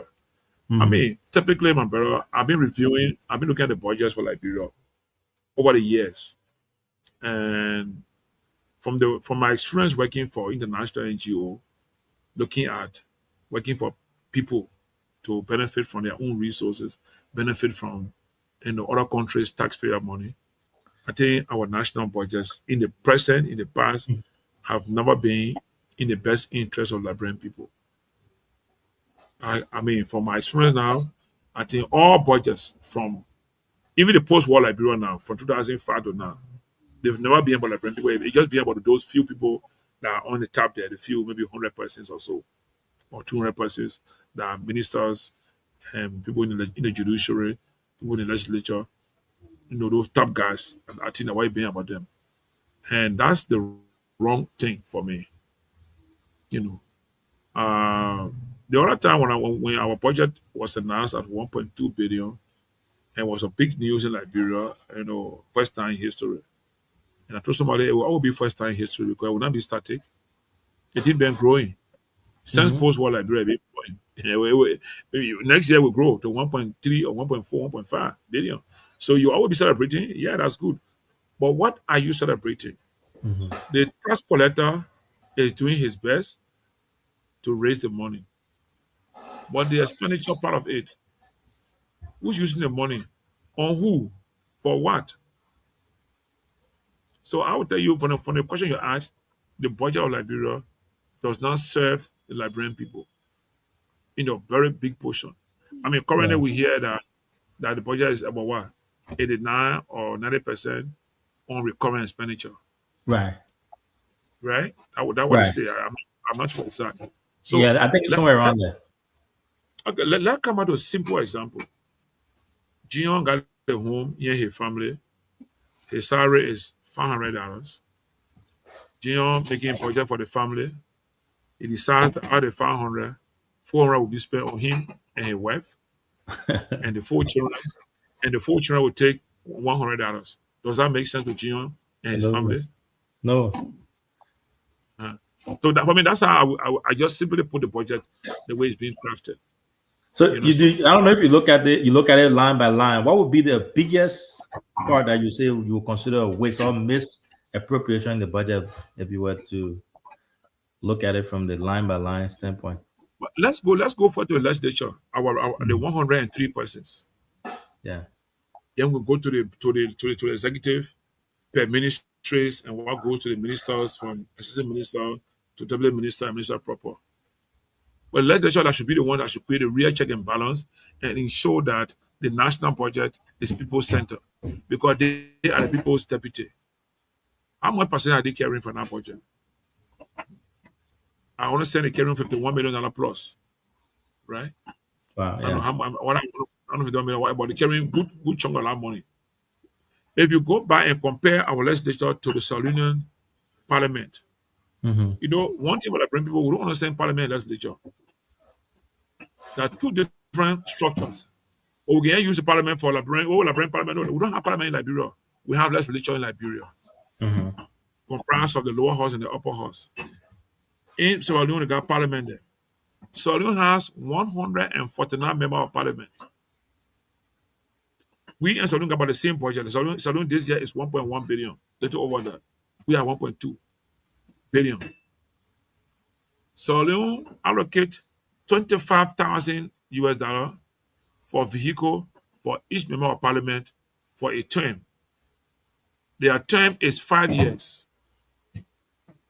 For us, our term is 6 years and 9 years. But we are allocating $45,000 for vehicle for our legislators for 3 years. Every 3 years, we purchase new vehicle for members of the legislature. Is that 45,000? Yes, $45,000 is what we allocate for vehicle. So if a person spends 9 years, that's 45 times 3. So in 9 years, the person will have 3 new vehicles. Look, 9 years of vehicles. I have a vehicle that I bought 2016, Honda CRV. Right? 2016, it's still with me. So I'm still using. And the car I used to go around, go Lofa for vacation, I go to Nima. If I just recently I was in Lofa with that same vehicle. But here, we spent $45,000 to get a vehicle for those in government. Even minister's car, some minister's car is above that. But our neighbor right here, Sierra Leone, is allocating 25,000 per member of parliament. And I think their income is somewhere between 1,500 to 2,000 around there. But the member of parliament income in Sierra Leone is less than our member of legislature here. Right? So we just have the overview. If 80% or 85% of the money is spent on recurrent expenditure, so how can 15% or 10% or 20% help build the country? How does it sell the people? How much goes to education? How much go to health? The Maputo Accord says African countries should have minimum 10% of the budget for agriculture. If you can't feed your citizens, you can't feed your people, then who and Gino or Avin, you got a family. If you can't feed your children, your family in the home, and someone else is feeding your children, you depending on someone to send food from China, from Asia, from Indonesia to feed people. Who are you? So our current budget is about 1% for agriculture. So alone has 5% of the current budget for agriculture. And that agricultural percentage is something that African leaders agree on. I think from the Maputo Accord to say yes, every African country should have a baseline of 10% of the national budget on agriculture, because we all want to make Africa self-sufficient. So the question I asked Brother Avin, Sika, right? Yeah, Sikar. The same way I struggle with your last name. I seem you struggle with my last name. Yeah, so it's just difficult to have such budgets succeeding and being people centered. I would recommend to any government, let me 30% for government expenditure on themselves, and then 70% goes to the people in terms of health, education, agriculture, road infrastructure, water, supply of water, you know what I'm saying? Energy, and then we have to expand revenue base by having funds in our bank that citizens who are doing business will come and take loan and invest and improve the private sector to the extent that they will be more vibrant and sustainable. If you expand the private sector, you'll be expanding your revenue intake. If you don't expand private sector, the few people you got are paying tax, you keep putting strain on them, and that'll be a problem. So Thank you. in short, to having the budget is not people center from the way I see it. Yeah, and I share that. I share that view as well. Welcome back, Sam. We're in the middle here. So from I will ask the last question, then we can get to you. I don't know if you've been following. So you've been like involved in the community for a very long time, and then every year we hear about community development. The budget is community development center. We get all the excuses they will give when they push in their budget stuff there. But yet and still, you don't have to be a rocket scientist to know that Liberia, our communities in Liberia, lack anything when it comes to improvement or any impact from the budget. What do you think is the disconnect? Well, is it corruption, or what do you think? What do you think happening? Because when they start pushing for the oppressed community, they will not talk about a salary. But then when the budget passes, everything goes. Everybody kept quiet, and the community remain in idle, and people start suffering. Where's the disconnect there? I mean, what I would recommend is, instead of having funds in the budget for legislative project, cancel all of that and push it in the county. Let's say, for example, currently they're giving every district 100,000 for legislative project, and then at the county level, the two senators again 150,000 per senator for legislative project in the county. So let's discuss NIMBA. NIMBA has how many electoral districts? I think 9, right? Or 11? 9. Yeah, 9. 9. Are you there? Okay, I think it's. I think we lost him there for a little bit. Again, folks, if you just joining us here tonight, you are listening to the Heat Tower program, and we have with us Mr. Johnny KM Nimbi. I'm not sure I'm very correct with his last name, but we have Mr. Johnny here tonight. And Mr. Johnny is discussing a couple of issues, varieties of issues from the traditional side to national issue. Now we're discussing the budget and all of that. Mr. Johnny is here. Sam Saros Pali, the incoming senator of Nema County. You can't hide that from me again. Somebody send me your screenshot today, and the president say you are close to signing the membership form of the CMC. They told me everything about you. So Sam, the man call you your birthday? No, Sam just let me know. Sam just send me a message. I sent you a message though. I didn't. He sent me a message in a group chat. Hey, Sam, that's not an issue. You can so no, but don't worry, I'll take care of you. I know now. You know, you down there, man. What did you take care of? Your package loading. We can't talk you on the show. I know. I trust you. But Sam, welcome. We've been discussing a couple of issues, so let me just jump you on one of them, and then you can have your take on it while we stay with our guests to rejoin us. The issue of preserving our cultural heritage, and one of the discussion in the legislature and also in the media, people have been saying we should do this, we shouldn't do that. And what the lawmakers are saying is that we should get rid of some of our traditional practice. They spoke of the poor in the senior society. They say, nah, this poor in the senior society, they interfere with the Western education. When I say Western education, it means our little school we can go to. They say, no, this thing interfere with that, and we don't want it to be done so. They go against the right of children, and we have to, get rid of that. We need to consider it as a harmful traditional practice. The aspect where the children will go there, they will mark them with razor blade and all of that. They say, no, we should consider that as a harmful traditional practice. They also talk about female genital mutilation, something like that. They say where they go to mutilate the females, those things should be considered as a harmful traditional practice. We don't need it in our society.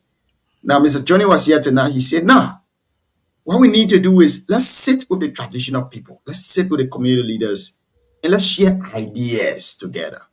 Let them give us their perspective, and then you can give us your perspective. And let's stop taking a Westerner's idea over our ideas. Their cultural practice is different. And he set an example on the Halloween celebration in the US and other Western countries. He said, Halloween is a tradition. You see how the people celebrate it. They have a specific time they celebrate it and all of that. So now, what say you on this discussion while we still with him? For my call today, I know like me and my son can speak Mandingo. I got some Mandingo connection. No, Fumara know. Fumara knows I'm a Muslim man. You don't know. Fumara knows I'm a Muslim man, so you just see me on the screen. So Junior, it's one of those sensitive topics in our country, which when we are addressing it, we have to be careful how we are addressing. It could go both ways. If I were to give my opinion on this issue, as I have been asked to, Junior, I would think that I want to be careful here. I respect culture. I respect what our parents, our forefathers had done, and they continue to do. I also think that on the females side of the practice, it's a little tough for them, as we have exposed to Western civilization. I think. So, Sam, are you saying it's tough from a Western perspective, or you saying it's tough? Yes, it's a Liberian perspective, as a Liberian man, a Liberian elder who hear from Bay that know the tradition. So are you saying it's tough? That's why I'm taking my time. That's why I'm taking my time to properly choose my word. It's one of those topics you can't rush on it. If you rush too much, you can crush on this one. So I will get in the time you appear in Liberia. Now you reach at the airport, they collect you from there. Easy, man. Talk. So let's go ahead. Just keep So on talking. I will give them the time in your picture that you appear in Liberia. So I think that I want to dilute the conversation in a way that. So I think that from my perspective, when it comes to the way our world is evolving, life has changed or is changing dramatically. People things that our forefather did that was normal in our society is no longer normal to do. So what if I would make my recommendation, I would make the recommendation for female to decide, to leave a room for the female side, so for them to decide whether they want to be part of it or they don't want to be part of it, instead of forcing them to go there. Because life had changed, things had changed. Some cultural value has been decreased or decreases, somehow. So, like the guy that was on the show, Johnny said, I think it's good to sit with them and educate them that we have come this is where we are as a country, and I think going this direction might not help us a lot now. So we want you guys to relinquish this setting part of the practice so that the country can move forward. We are evolving, life is evolving, and we need to make sure that we readjust ourselves to the way the society is evolving. That way, we will not have any. Johnny is back. Johnny, welcome. Sam, we'll Yes. come back to you. Sorry, man, Yeah, my internet dropped. Okay, great. Now it's great to have you back. See, you can ask your question, and maybe we can go to Sam. That we take. I don't know where we were, sir. The budget. We're on a budget. Yeah, and then we're talking about a disconnect between the budget, passing of budget, the money allocated to the community, and the community being at disadvantage of what is proposed for them in the budget. Yeah, so like I was saying, I said the whole issue of county development budget or development fund should not have anything to do with legislatures or legislators. It should not have anything to do with them. Do the budget allocation. Like I make an example. They have 100,000 in the budget for a legislative project at the lower house level. So depending on how many electoral districts you have, how much money you have. So let's take Nima for example. Nima has 9 electoral districts. So 100,000 times 9, that's 900,000. Then plus the 2 senatorial positions you have 150,000 each. So that 300,000 plus 900,000 for Nima County in the budget, on our legislative budget. So imagine, gentlemen, on the show, we were to decide as a legislature for Nima County, we say no, don't put the money on a legislative project. And let money go to the county. So the superintendent, the commissioners, and the county council will use that for the development of Nima County, but then they will account to us as the caucus of the county. We serving as a board, in an example, as a board for the county. Then you put the county superintendent at work.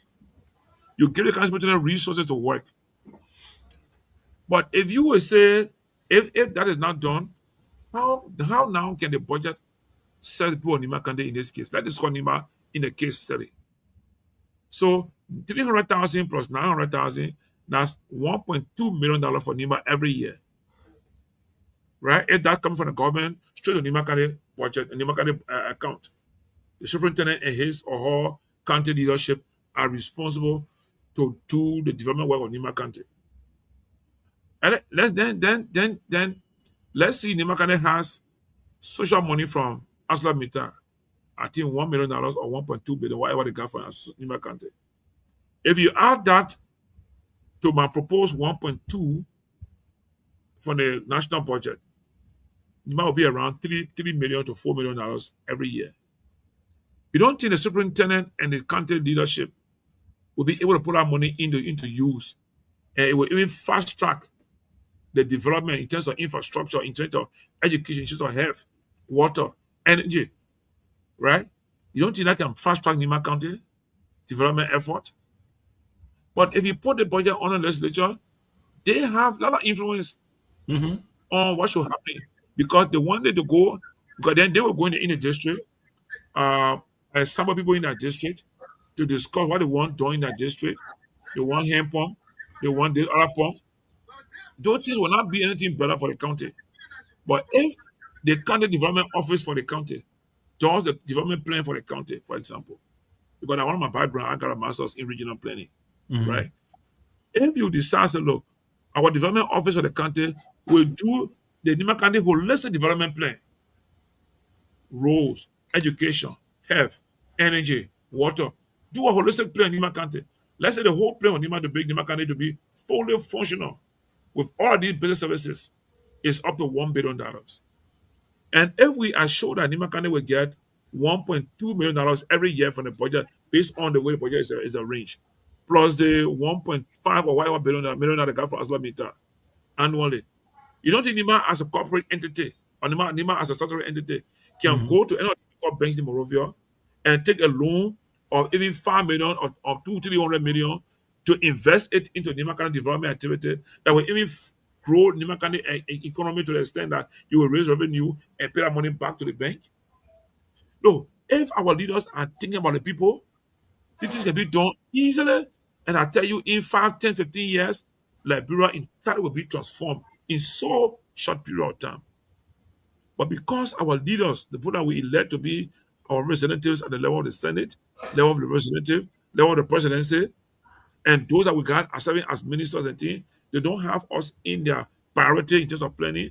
That's why we are slowly building Liberia. Slowly. We are making progress, but it's very slow. And we can be, look, if we treat Liberia with urgency, and look, gentlemen, look, we have to move faster. Cote d'Ivoire is going ahead of us. Guinea going ahead of us. Sudan going ahead of us. Ghana going ahead of us. We have to catch up with them. It's no time to play. Let's direct our phone into where we can get something. So what is wrong to pay one representative $3,000 every month? Why should they take $8,000 and give them a car? Then you get them phone card. You get them gasoline. You get them all kind of benefits. Then to serve on committee again, you are paid for being on the committee. Gentlemen, isn't that corruption? Isn't that sustained corruption? Isn't that dignified corruption? You working, we pay you $8,000. We get you money for scratch car, for fuel. We get you car. Then we'll get you housing allowance. Then if you own a committee, the call you on a committee, on a statutory committee, then we get you money when you sit. So what is the job you're doing in the legislature that we pay you already every month? Then when you sit again in committee or whatever, we pay you for that. Why are we so cruel to our own people? I could have cruelty to our own people. But again, I'm sorry if somebody's feeling hurt for what I'm saying, but I'm just speaking. Oh no, like, I'm saying, you don't have to. You don't have to be sorry. That's why the platform is called. That is my opinion, my view on how I think we can grow Liberia in the very progressive way. I mean, in a real geometric progressive way, not arithmetic, but geometric progressive way. That in 5, 10 years, 15 years from now, all will be part of this country because what we do. But the way the budget is drafted, so can you measure the $1.2 million that Nima County receives indirectly to the legislative project? Can you see the impact in Nima County? But let's go back. If Nima County receives $1.5 million every year from Aslamita, look at Nima County today. Don't look at that. Why should people be in Nima State drinking from well and creeks when you can receive $1.5 million from Aslamita every year? People in Nima State drinking from creeks and well. I know you guys know that. Oh yeah. Maybe even 90% of people in Nima, I said, can I even ask safe drinking water? And safe drinking water is part of life. That's health. So if you have to protect our right under the Constitution to say our right to life, you must give us better health system to ensure that we have the right to life. So the right to life, one of the key elements is health. And health includes water, safe drinking water. That preventive medicine and curative medicine. Curative health, preventive health, and curative health. So I mean, that just what NIMA. I mean, for me, I hope I'm happy that you got you got station in NIMA following this conversation. I hope my presentation will bring about some level of enlightenment. And And people, in it. Because and NIMA people for a follow. long it's part of Liberia. If I gotta join NIMA, I'll go work in NIMA for the next 10, 15 years and I will pay. I will live there. I want to live and enjoy my life in NIMA. So we can live anywhere in Liberia and be happy in as much as our government is putting those things together that will give us better living conditions. So if Makane have been making $1.5 billion every year for Asamita on this agreement, go to Nima and see what is in Nima. But Does that Mr. Johnny, let me hold you there. You're talking about the 1.5, the revenue sharing law. The one that just have it says that 10% of the revenue from mineral generated from a county should be given to that county. So by right, the revenue, which I think the old NIMA about what is that 10 million from the 200 million that was allocated. 20. Yeah, 20 million. So we don't even have that. I think they even stopped talking about it. All the people that were talking about it, everybody kept quiet. The lawmakers, everyone that was speaking about it, everybody gone silent. We can't even get that. Then I mean, imagine what else. I think your point you made about they don't push the budget, they don't push the interest of the people because when they pass this budget, they follow it because they're all thinking about 6 years from now. They're all thinking about re-election, so they'll go back there, follow the money, and try to earmark project that will be something that will resemble what they recommended. Water pump or hand pump or this. Then they'll say, okay, that John Doe project, yeah, he did this for us during this time, so then election time kind of remember that. But yeah, I will start for you. We got Sam. I know he's been in and out. Sarah is very eager. He wants to ask questions. So Sarah, I will stop for now and then have you ask her 2 questions, and then we can continue. Thank you. Sarah, I beg you. I beg you. Let me ask this question, then we can move on. We've gotten to the political side now, so we need to get some things clear here. Mr. Johnny, what is your current relationship with this government? I'm asking from the background that you supported this administration fully. What is your relationship with the president? Politically, we have no relationship because I have my own political affiliation. That's the Liberian National Union. That has Dr. Clarence K. Monimba, the standard bearer of currently the political leader. For the matter of fact, Lionel did not endorse the Unity Party during the second round of the 2023 election. But you did. Me, I did. We did not endorse any party. I mean, the election result clearly indicated that nobody needed endorsement. We didn't get a number to even endorse anybody that would support you. So I would care anyway. So what we decided, well, look, the two leaders, the two parties that are leading us now, the CDC and the UP, if anyone then win, we are available to make our professional expertise available to serve Liberia. We don't need to endorse anybody. I mean, UP could win, CDC could win. And that's not what matters to us is Liberia. So whoever wins, we are here to bring our expertise to support the government and to ensure that Liberian people are served with better governance system. So I don't have a political affiliation with the government, but the president, by tradition, is my uncle because he's a Kisi man, and I'm from the Badi and the Loma background. So that's the only relationship I have with the government. Great, thank you. Because we need to get some things straight here, and we start to fire you politically, then we'll know who is firing. Thank you. Sam, welcome. Let's hear you, Chief. Thank you, Johnny. Thank you for joining us tonight. It's great to see you. Sorry, I've been a little busy here, jumping in and out of the show, but I've been following the click. Not too much, but it's okay. I have gotten what I'm supposed to get. So let's get to before the cultural side that you guys discussed. Will address it a little bit here since it's a political time. Johnny, I listened to you. You outlined some things about the county development fund, which is a good thing. It's a good idea that you just put forward here. But Johnny, looking at our current situation, the governance situation in our country, excuse me if my word is a little bit rough, with rotting politicians, I refer to them, and it's the reason I say this is that because I think politicians are not working in the interest of our country. People put more money into their pockets instead of putting more money into the people pockets.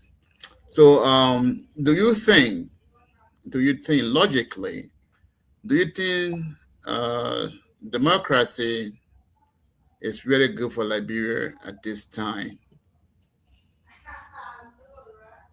I mean, my brother, democracy depends on how you see it.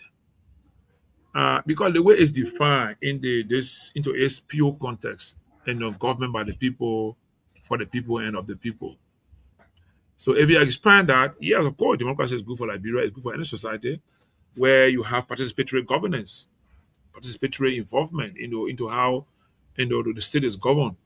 So I would agree for short. Yes, democracy is good for Liberia. What make it bad for us is the individuals. Okay. Well, so when something is good for something, then the people who are the pillow of that, if they are bad, then is this good for us? Because on the paper, I think the context is good, but the pillow, we are the pillow, we are the one who implementing the democracy in Liberia. So if the pushers are the bad, rotten people. So is it still good? Is that what you're trying to tell me? Uh, uh, let's say the two of you have this show. I'm sure this show has guidelines, regulations, and policy. You guys all agree to do. So, in as much as you guys are following the policy and guideline on this show, it will always be good. And whenever you notice a pitfall, you will work to improve it and make it better. Keep cleaning it up, making it better, more attractive, more supportive, and everything else. So when you move from there and bring me there, I read the policy, but I have my own agenda, and I begin to do what I want to do. Is your system ugly or is good? You asking me? Yes, Sam. Oh well. So depending on where you met, whether the system is ugly or is good, it depends where you met in a system. Does that So the make thing is, sense? the thing is, brother Slow. Any system is good. It depends on those who are acting in the system and how they perform. Look, democracy is good. If we are sincere about democracy in Liberia, where we look at the participatory aspect, So and so let's say it this way. Let me put it this way. With the because with Liberia election now, um, is no one political party can win voting in Liberia without collaboration. mhm, Okay. yeah, I said this because we are seeing over time for the past few years, we people are collaborated before they win the elections. yeah, So if people who have had these bad governance idea, and then you have in your mind you haven't governed before, but you really want to have you want to govern Liberia in a way that it will be better for the people. But still, now you have to bring these folks who have had the opportunity to destroy Liberia, and you have to bring them on board in order for you to win election. How fair will you be able to govern Liberia without these people interfering? okay. Let me make a scenario of the so-called the football game. I'm a fan of Man United.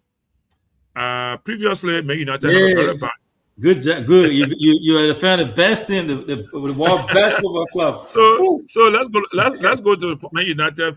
I mean, we saw Man United struggling all along the line, and you change. Why are we always changing manager? We don't change players, right? All the clubs, all soccer clubs, even the basketball team. Why do they change managers? They don't always change the player, but they change managers. Well, we do change. We trade in players. We trade in Yeah, I some know, players. but I know we trade players, but I mean, let's be sincere. Most time we concerned about the managers. When we're losing games, manager take the breading. We almost put like 90% of the breading on the managers, and we Yeah, call yeah. for managers to be changed, right? The leaders, Right. yeah. Right. So let's come back to democracy. The team is good. The team got players. It depends on how you coordinate them, how you deploy them, how you deal with them, and how you get into the tactics, and how you manage them, how you motivate them. So let's come back to governance, democracy, right? Very good system in theory. I'm sure the only pitfall for democracy is sometimes we let bad leader because of the citizens' understanding of what democracy is or governance is, right? Even if you go back to our traditional setting, let's go back to our setting. It's also democracy, not because they were not having election. Their leadership was all about serving the community. In the village, no one child belonged to one person, that child belonged to everybody.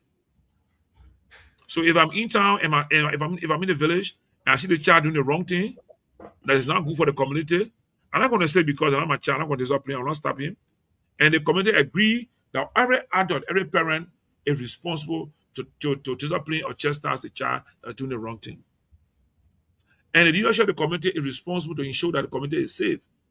If the general road that we all use to go to the water side to get water is getting bushy, the elders or the chief will instruct the young people to go and clear the road for everybody to have safe road. So, You understand? so So let's come at democracy is good. Right now, for example, President Boakai is the president. Who takes the blame for what's happening in the country? It's the president, right? yes. So he takes the blame. Everything he takes the blame. So he must understand that he's running a democratic government. The people's interest must be the priority as a president. So everything you do must be people centered in line with the democratic tenets that we all believe in. But if you don't do that, you allow other people to come and manipulate you, and you do things that are not in line with democratic tenets, especially coming in the interest of the people and violating constitutional provisions because of political expediency, you take the burden. Democracy tell you that you should violate constitutional law, but because you have the power as a president for a country, you can decide, I will not accept this law, I will not do this thing. Because you have the country in your hand and you have the power to turn things the way you want to turn it. But if you sincerely and honestly believe in democratic tenets and you take it over the country will benefit. So democracy is not a bad practice. But individuals in the system are the ones who make democracy ugly. But look around us. Some people are practicing democracy on the continent to some level, and they are making progress. They are making progress. They also have challenges there. I'm not saying they don't have challenges. They have challenges, but they're making progress. Let's compare Liberia and Ghana. Is Ghana practicing democracy? Sam, Huh? is Ghana practicing democracy? Ghana. Yeah, I think so. So why and they're saying democracy in Liberia, right? Yeah. Yeah, democracies, yeah. So why are we having difference in our governance system in our Okay, people? so for that, I will answer that though. Before Ghana get to the stage Ghana in right now, Ghana was not really a democratic state. It was more under the military rule, which were Gerald Rowland. He decides that there are some things needs to be done for the country to be able to be a vibrant country. So after he had put in things into place and measurement and a lot of measures into place, um, his departure and other people that came there now, at least they are building on that foundation now. But for us, it's different. Um, we have no good foundation in Liberia. Maybe somebody could disagree with me.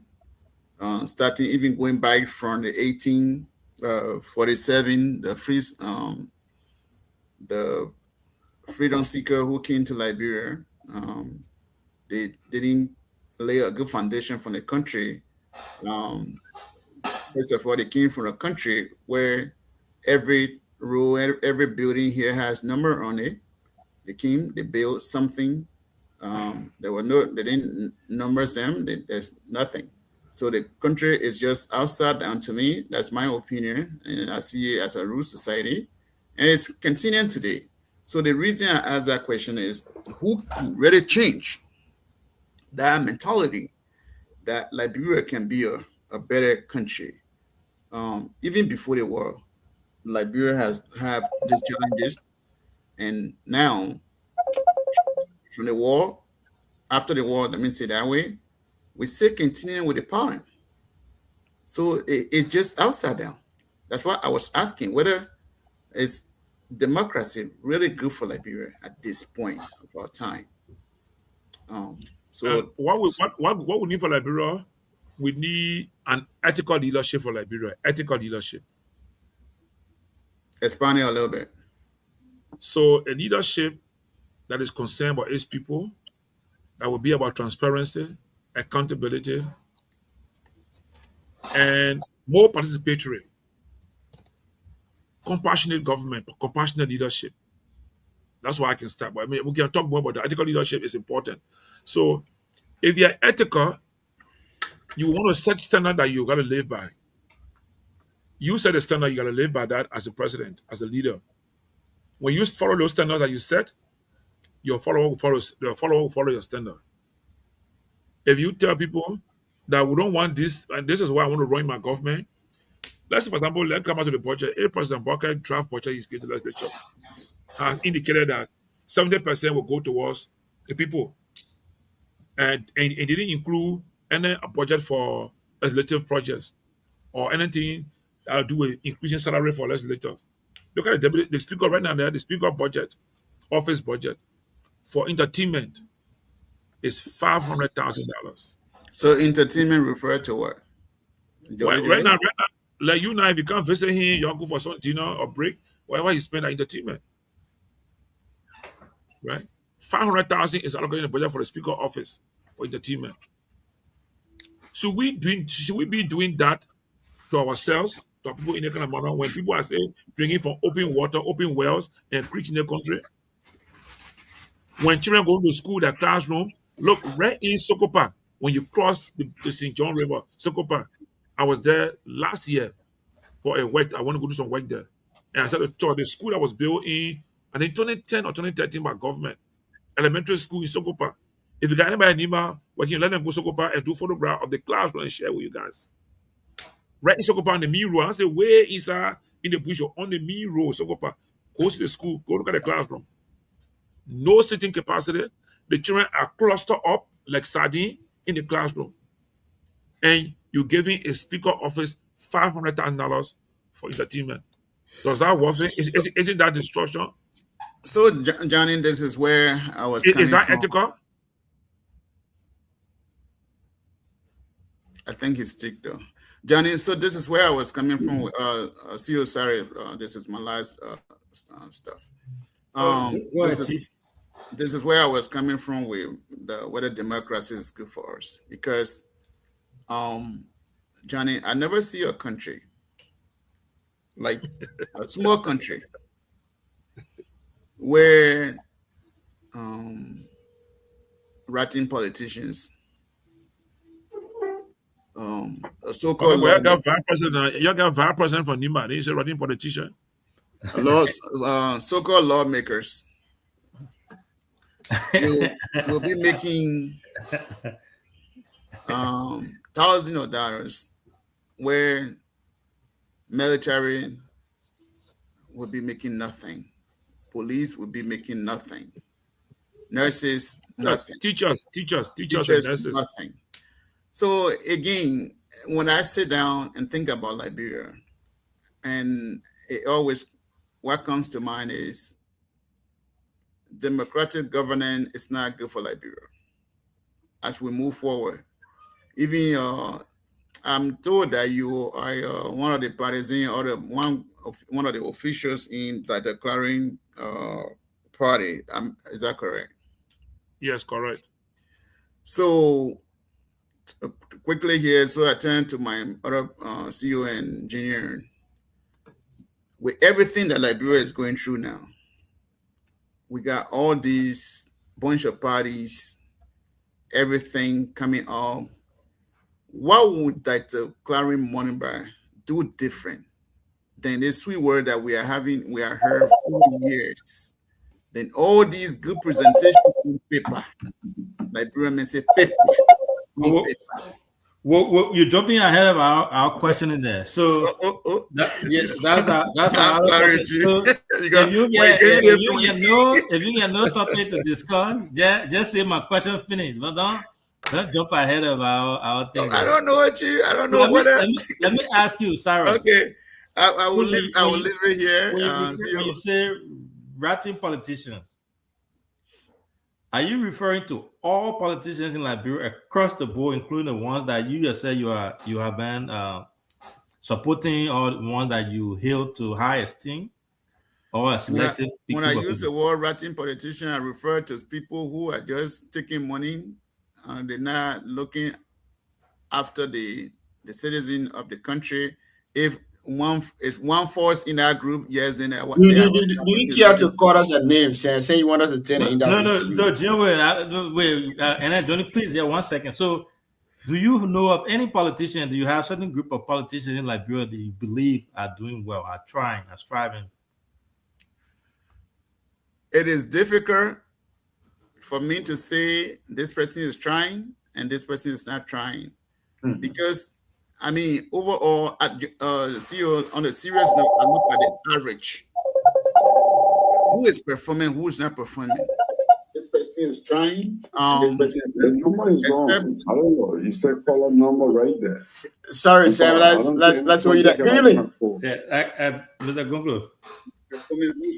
Mr. Kirabo Gonglo. Good evening. Elector 4. Hello. I like to call. Mr. Gonglo, are you there? Yes, am I live? You are live, Mr. Gonglo. Good evening. Welcome. Okay, I'm sorry. I know Sen was talking. Sen, I'm very sorry. But It's I really okay. want to speak on your logic and just extend it further.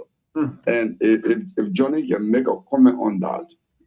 There are other people who believe that if you look at the political history of Ghana, Nigeria, other our neighboring countries that we believe they are relatively doing better in development, meaning that in areas of education, health, and other aspects, even infrastructure development, they went through different stages of military coup d'etat. And there are other scholars who have argued and with evidence that today Ghana, the foundation of Ghana development was laid under the Rawlings administration. And from Rawlings on, democracy started to strengthen in Ghana, and they are just excelling. So Liberia had one experience with military coup d'etat, and many Liberians, including myself, would say, "Hey, we don't want military coup anymore." But under our system, did you say one? Of democracy, are you saying one military coup d'etat? Are you saying one military coup d'etat?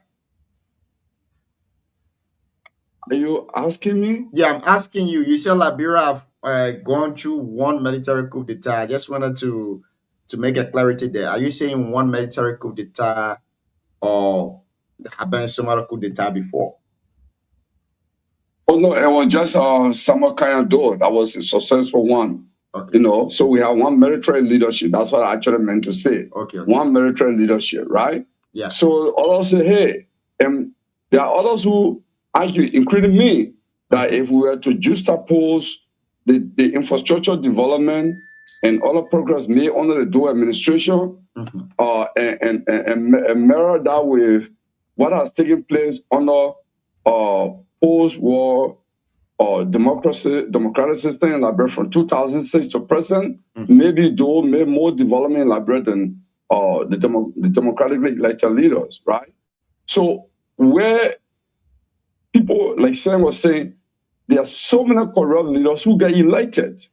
So if you go through election and someone is saying has no chance because he doesn't have the money that the others have, there's no level playing field now in the democracy. So there are others who argue now that we need one more military leadership to intervene in the process to create a level playing field. So let me ask you a hypothetical question. But I wanted Johnny to pick Johnny's thought on that.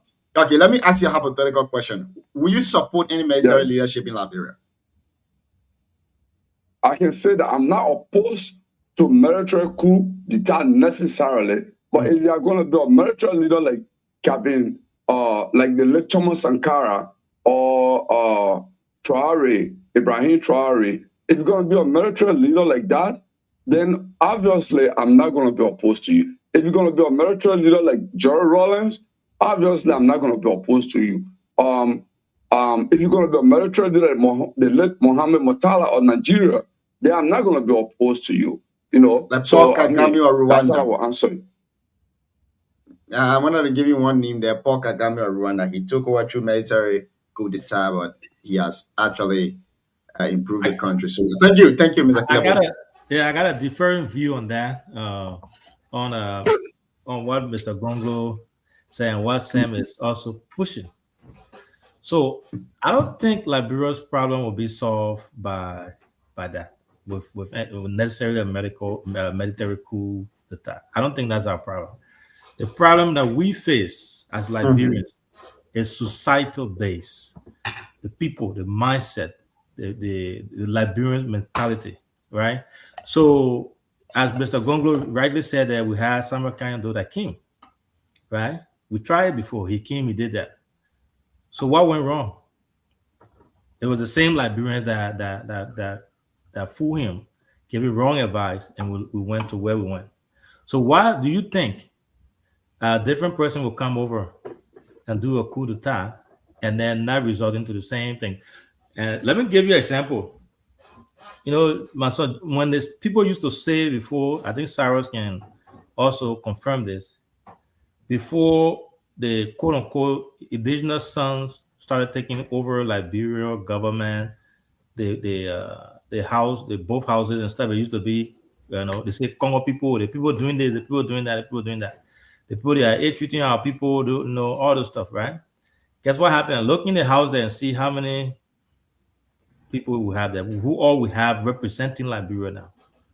Look at Liberia, the leadership from the top all the way to the bottom, from presidency to local leaders for the past, I don't know, 12 years or 18 years or so.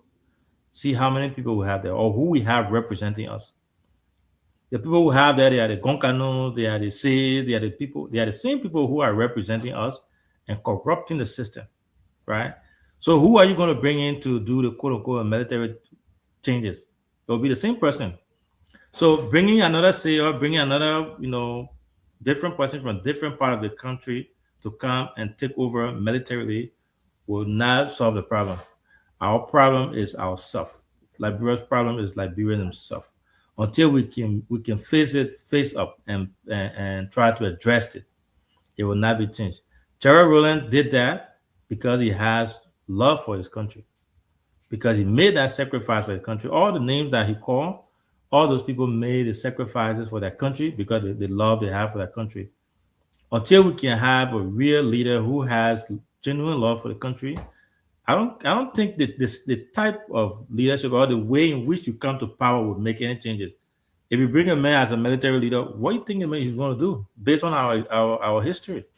It might even be worse than what we have now. And then military men, nothing you can tell him, he controls everything. What are you going to do about it? Nothing. I think that's even more riskier than what we have now. So I don't support that. I disagree with that. I think we are not where we're supposed to be. We are struggling when it comes to corruption. It's ingrained within the society, the fabric of the society. Until we change, we to start to teach civics in school, we start to teach our children, you know, the love for our country. We to try to change the mindset and try to bring equality to the society where you have middle class. In Liberia, there's no middle class. You're either up there or you're at the bottom where you can't afford $1 to live. Until we can bring that to the people and change the mindset over the next few years or generation, I don't care what style of leadership you bring in, who you bring in, is not going to help at all. So I have a different view on that. I understand where they're coming from with it, but I don't think that's the solution to Liberia's problem. If we had not tried before, they will say yes. I think when we try, it will work. But we tried it before, and when we tried, it was so happy. It led to a civil war that people died like chicken. Why? Because the leader that took over decided to do his own thing and started, misusing power, even though he did development. But guess what? He messed everything up. So how sure are we that the next person that will come will be even better than? So I prefer our fragile democracy. I prefer what we have. We go in there, we talk, we hold our leaders to their feet to the fire. After 6 years, if they don't perform, we take them from there. We try new ones. If we don't do that, things will change. Thank you. Sam, let all our attack you you're coming. Because the thing you say here tonight, that awesome. What did I say? So let me and the CEO come for you first, then you can come in with your reporter. Now I agree with the CEO 100%. I default with Mr. Sam, Mr. Kilebo. But what did I say? I know the point they are coming from. Sam, I'm coming to you. Given the history of other country, we all know that military is where people are instilled with patriotism. Citizen, they believe that patriotism is the way forward. So they want to live on that principle that patriotism is the way forward. So when they take over leadership position, Mr. Johnny is here. So let's stop here and then maybe we can get the conclusion from Mr. Johnny and then we can stay here to discuss the issue. Johnny, welcome back to the show. I know your network is giving some problem. It's a bit late in Liberia now. We need to take leave of you. But before you go, I want to ask you this question. Nowadays, the way the political trend is in Liberia, young people are heavily involved into politics, which is normal. But the manner in which we approach politics, we young people, how do you term it to be in your days in the 80s into the current democracy, and how will you rate this administration as compared to the Josh Weah-led administration?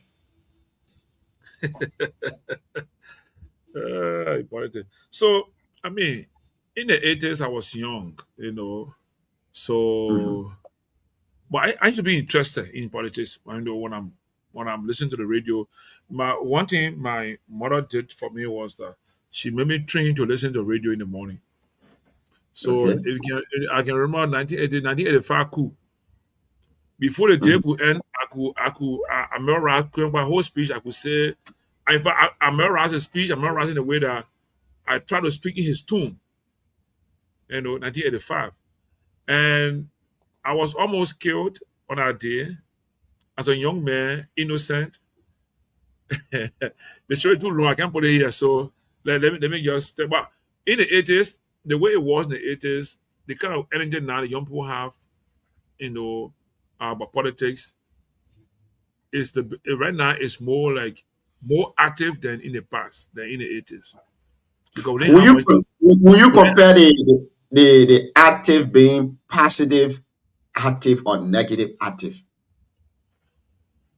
Well, you see, when you say positive active, negative active, yeah, I would say all are positive because it's like they have people that were guiding the young people then. For example,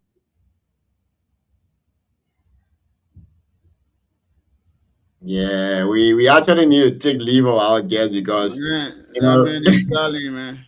yeah, the way the guy he having some network issue now. I think we gotta take leave of him. But you see, he's speaking the facts here tonight. You know, I actually thought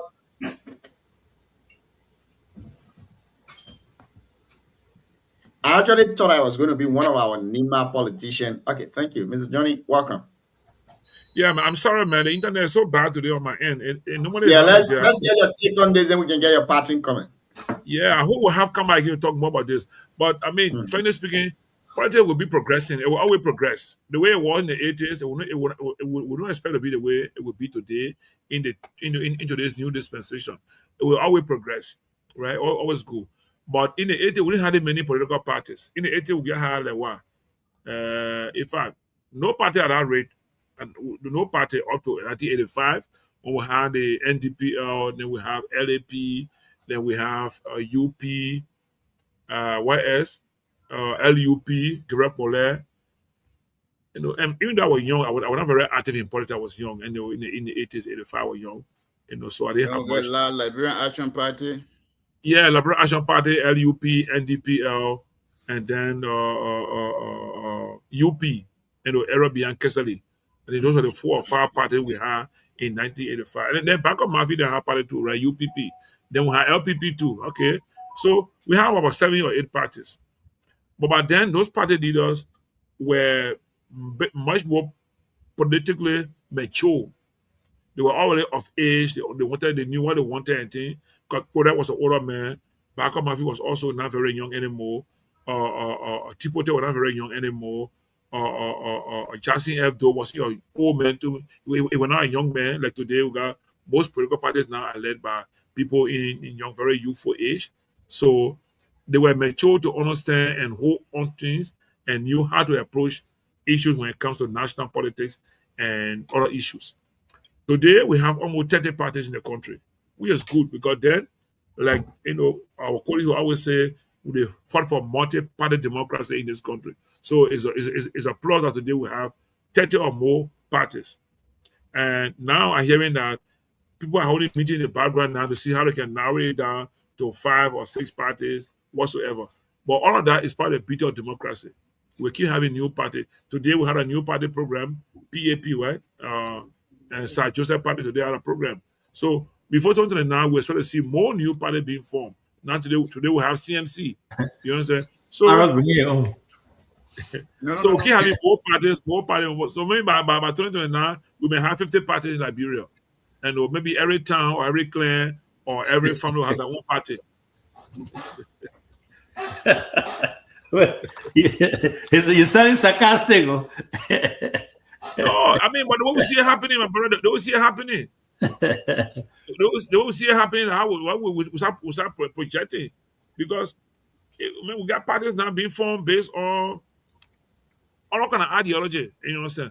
But that's why it is. That's my opinion. That's my observation. I see now the parties of the 80s and parties of the 21st century are not the same in terms of the number of parties we got now, and that's part of the progress because when people struggle in the 70s and 60s, 70s for multi-party democracy, that's the result we got today. So we are carrying on. So that's what I can say about the politics of today. And the Thank politics you, of Mr. yesterday. Johnny. We would love to have a lengthy and long conversation with you, but we know you're a busy man and then your network currently in Liberia. So in 2 to 3 minutes, give us your parting comment. Maybe there is something we didn't talk about, you want to talk about it, or there is some kind of information you want to convey out there to the Liberian people. But we appreciate you being here tonight, and we invite you So especially for this cultural discussion. I find interest in it, and a lot of listeners tonight, I can tell you for sure, they find interest in it. The way it is being portrayed to our young people going to school, the way they are told about the cultural things and all of that, people don't understand the pros and cons about it. They only understand the harmful side and understand the benefit of it. But you being here tonight, shining some light on it and all of that, we have to invite you here once again so that we can just dive into this conversation where people will call to make their input, to ask you all of the questions and why this is important in our society. I've spoken to many representatives, like I told you, some of them, their major concern have been the female genital mutilation. They said it's bad that you will go to quote unquote remove female private part, so they don't want it. It's bad, it's harmful, it's not good. They got a different perspective about it. Some of the things they said to me, I cannot say here on this platform. A very different and wide perspective about it, the issue. But I think it is about time our fathers, our traditional leaders try to take on the media, because the media is the best place now to convey the information, where you will come to inform the people why this is important, why we've been practicing it for all those years, and why do we still need it in our society till now. But again, I want to say thank you for being here tonight. It's been a wonderful conversation with you. Hope to have you here one of these days again. In 3 minutes, give us a parting comment, Chief. So thank you very much, and let me appreciate my brother Kerebo, who linked me with you guys. I'm happy to see him here, and thank you guys also for taking your time to have this platform available. These are all part of democracy we are experiencing today. In the 80s, we didn't have this kind of platform to discuss what we are discussing today, or even in the 70s. So these are the positive aspect of today's democracy in Liberia. I would like to close by saying we need to look for our best minds, our best brains to build this country. We need to forget about this much of political affiliation. Once you win an election, it's time to serve.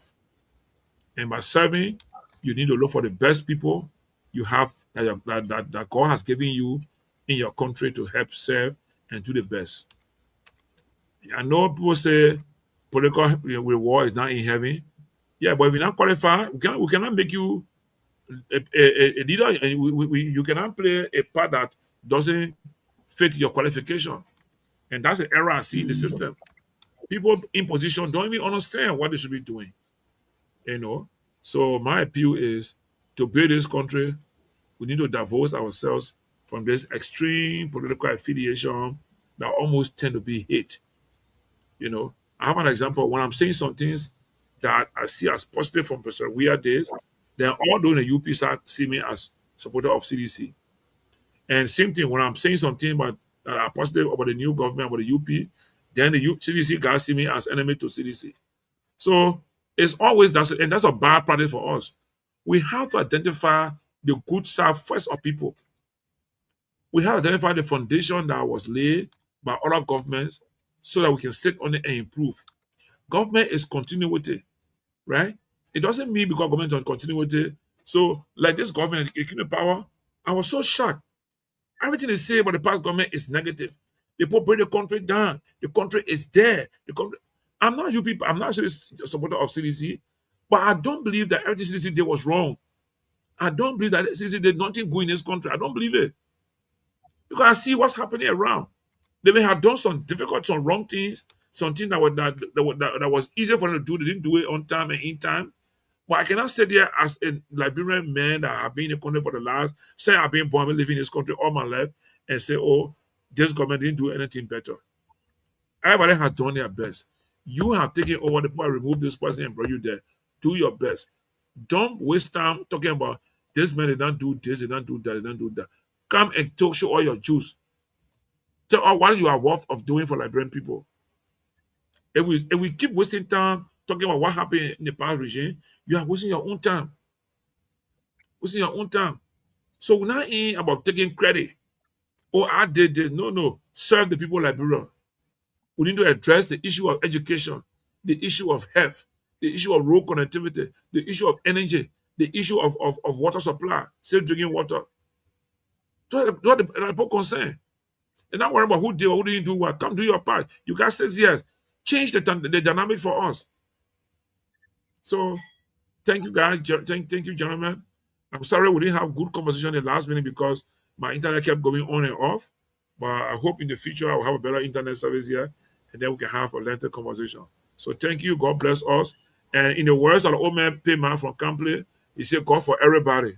I learned that from him. He said, God is for everybody, my son. Don't be afraid. God is for everybody. Thank you. You Thank did you. Thank you so much extremely for being well. I want to say thank you so much for coming, and thanks to Mr. Gongo too for connecting us with you. We really appreciate that. We look forward to hosting you again soon. Thank you. Great. So we now stay here now. You know, Yeah. I listen to. Okay, see, let me give you the chance. You know, before No, I was gonna say I think Mr. Gongo came because of his point he made there, and he and Cyrus, yeah, I think they are on the same side there. So we wanted to hear you want to say something to Cyrus, right? Cyrus was talking when Johnny came by, so that's Cyrus. Yeah. Johnny even gave Cyrus hand to talk. Yeah, I think they are two buddies, though. Oh no, I mean I'm now on the show regularly. I'm interested in those kinds of debates for me. That you know, I listen stuff. to the gentleman. He speaks well. I want to tell him thank you for being on the show. He's one of the guests that we host and really analyze something from a fair point, not really a political standpoint. Yes, I think I heard some truth from in his voice. So again, I asked in this question and listen.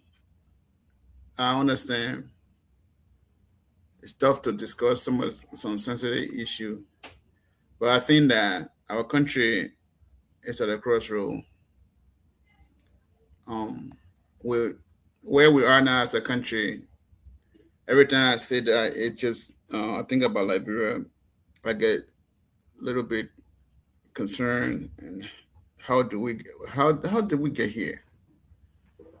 Look at, with no disrespect to anybody. When people get into government, they steal. No matter how they get money, whether they steal, whether they just get a bunch of money, whether with their salary, by the time you go look, they will open political party. Sam, I beg you, let me the conversation sweet and interactive. The first one you say, let's deal with you first, and you will come back. I know you got something to say about our guests. You got late observation. No, I've been with him long time though. Okay, great. So let we deal with you. Then you can come on now with your thought. I know you and Mr. Kilebo, I have a different perspective about you guys. And the part you said from the days of those who came to Liberia, they never set up a system. I default with you on that. I don't think that is true. As a student of history, we've learned that Liberia was the pillow of Africa. We did all we can in our weak ways to liberate other African countries. Our passport was one of the greatest passport in the world, not only in Africa. Our passport served as a gateway to go to other countries. The country called Barbados, I don't know if you know about that. Mm-hmm. We helped greatly. Historically, we helped them. The Barbadians that came to Liberia, we helped build Barbados, as history says.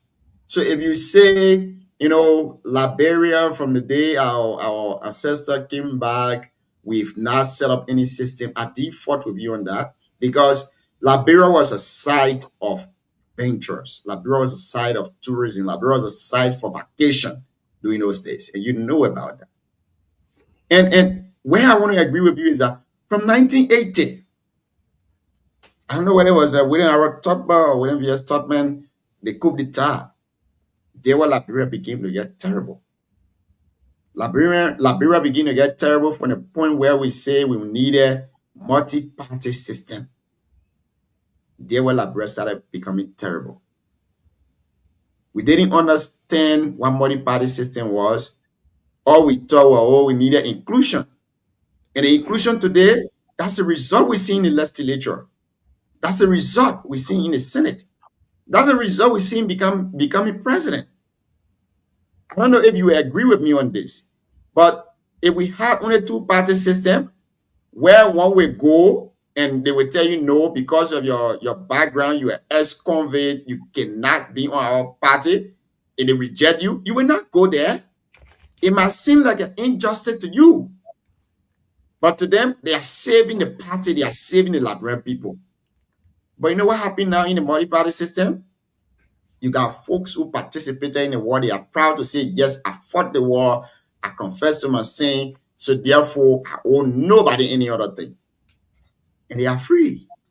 These people that looted Liberia, I'm sorry to say, they looted the country and they are using that money. Say no lawmaker in Liberia supposed to pay 500,000 horse. Not even in the next 10 years that you work in Liberia. Your salary will not show that. Your benefit will not show that you made that money in the next 10 years. But you know why? The LACC not working. They don't go after those people. Some of these politicians, they will take their money, they put in one labor hand at doing business. They will say, do the business where you be paying me. But LACC not going to investigate these people. An ordinary citizen who is selling in Liberia, that person building mansions across the country, nobody going after them and say, yeah, I made a businessman. How much are you making? First, let's go to the tax you paying to the government. That's our issue. So if you say Liberia back in the days, from the days of J.J. Robert up to present, we've not set up a system. The system was there. We, the indigenous Liberian, we say, no, we can't have, the Negro descent come here and then they start taking over our land. We need to do something for ourselves. We brought the great general himself. Though, what happened? From that point onward, the country has been in chaos. I would say that. If it's not political chaos, then it's economic chaos. If it's not economic chaos, the Civil War has passed already. If it's not that, it's poverty. If it's not poverty, everybody's suffering. I think Giants are sitting now, and I think you're going out of you are raising all of polemic issues now. So I just wanted to lay it busy, and here is where I default with you.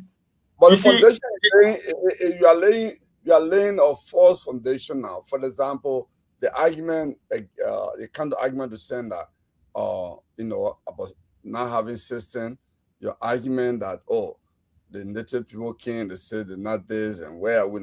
I mean, you are trying to telescope competing ideas into one, and I think it can. No, I'm saying we had the system. Sam is generalizing that we don't. You did not have system. We had the system. We have a system. Let me tell you today. Let me tell you for free. Our passport was not given to ordinary people before. You're talking about national government passport. How many Liberians are getting passports? That's what I'm telling you. Our system was set up. Your father did not even have the chance to have passport. What? Because maybe you don't understand. Citizenship in Liberia was, in fact, to become a citizen and have a voting right, it was tied to property ownership. If you follow the history of the soil for mayor election in 1979, one of the reasons why they could not have, one of the reasons why there was tension in that election, and they never had that mayor election, was because soil then were arguing, were challenging the property ownership clause. Because if you don't own property, you can't vote. No, I think because maybe I'm getting it wrong here. I'm not saying I'm right.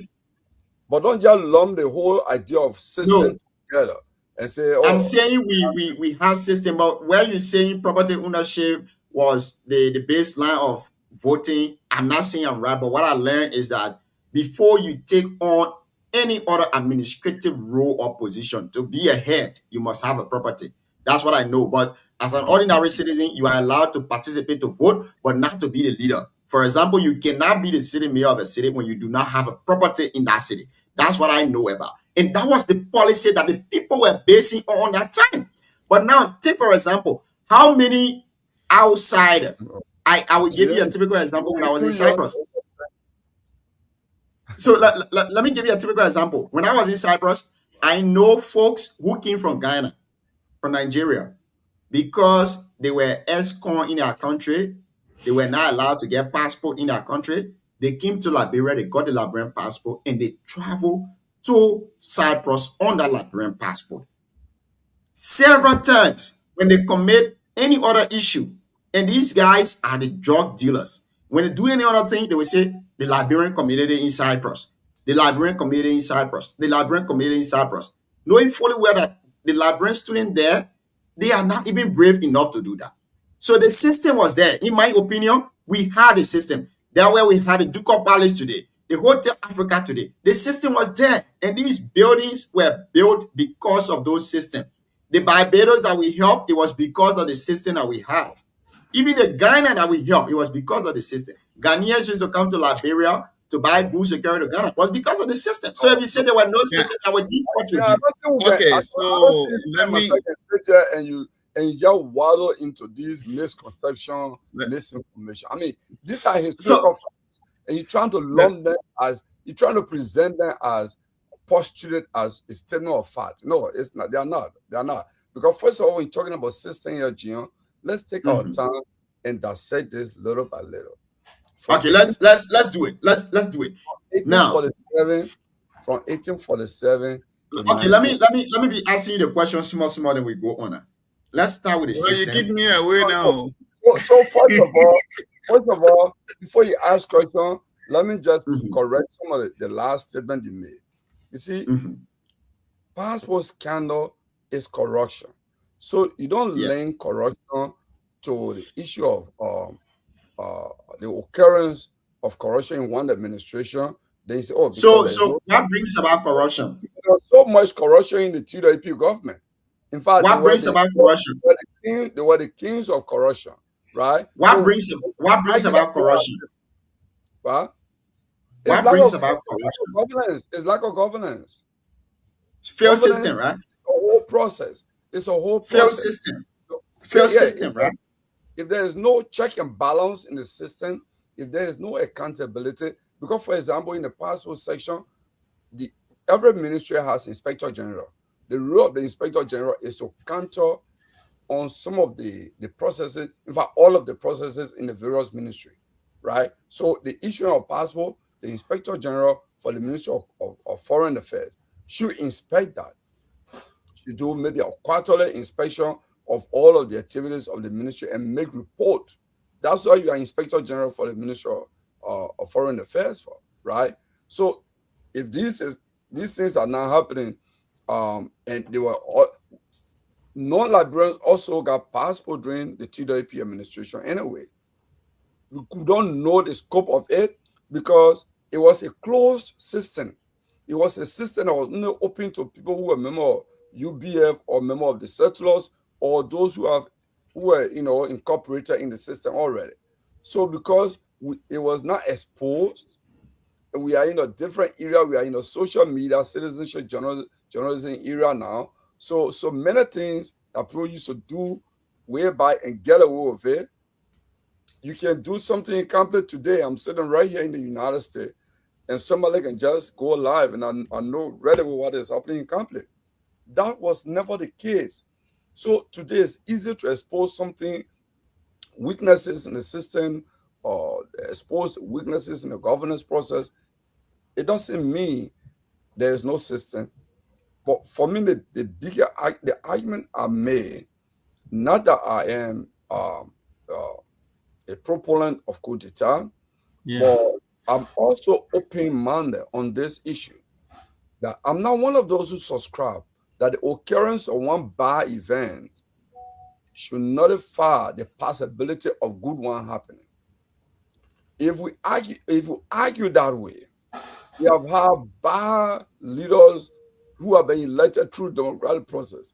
In fact, one can argue with evidence that maybe 98% of those who have been elected in the legislature from 2006 to present have not shown the courage, the leadership, and the commitment to the country. They've all been there for money. If that's the case, what makes them different from a military leader who was even a corrupt leader too? The difference would be one had gone or came from military training and the other one didn't. So you have a corrupt civilian and a corrupt military leader. They are all the same. They commit the same crime, corruption. Yeah, but the difference there is, Sam. I think you can answer this. The difference there is the corrupt military leader will have an added advantage because he has a gun. You are more experienced, you got the history down pat more than most of us, right?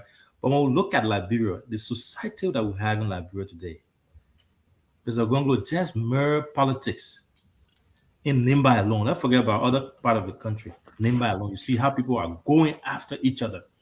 When you see the social media attack, you say yes.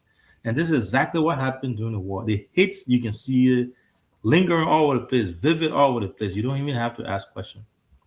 Don't you think venturing into something that has any resemblance of that thing, a military coup d'etat, whatever that is, don't you think it will have the propensity to even carry us way, way back?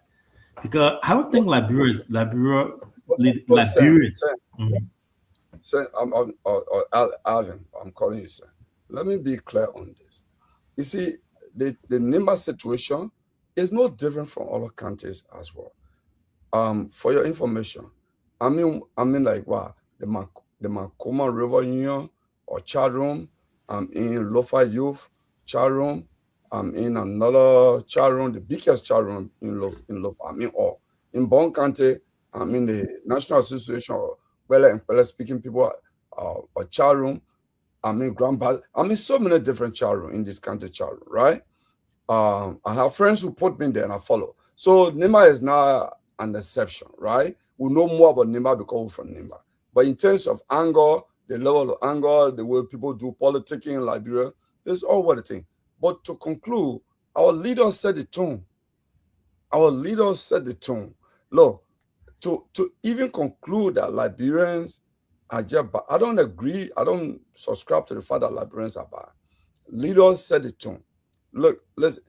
Today, when Tobo was president, we were young people, we were kids, but we used to hear Tobo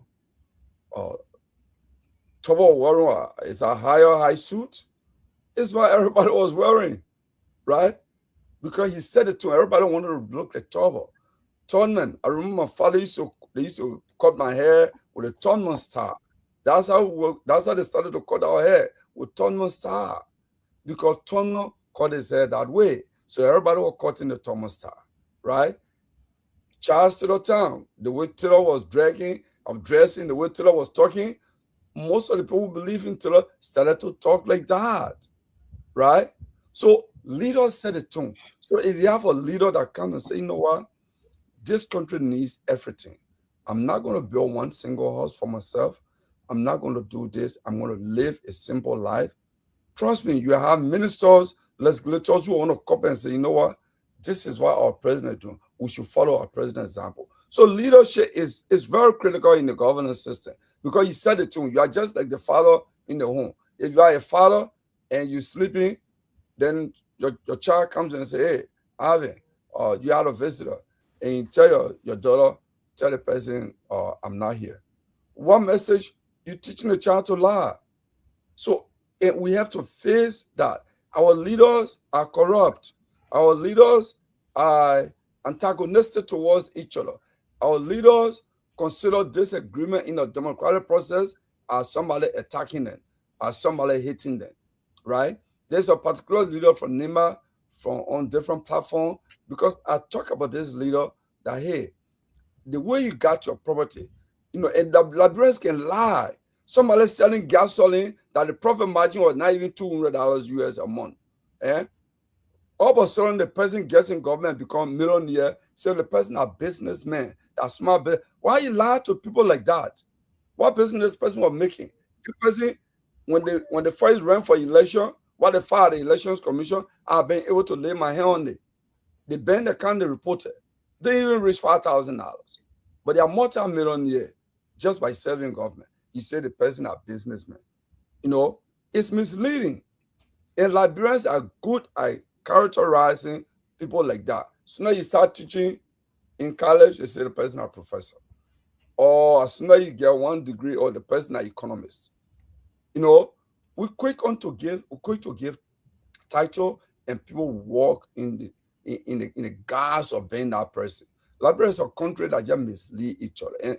And for me, part of the thing I'm saying here is saying I'm open-minded on this.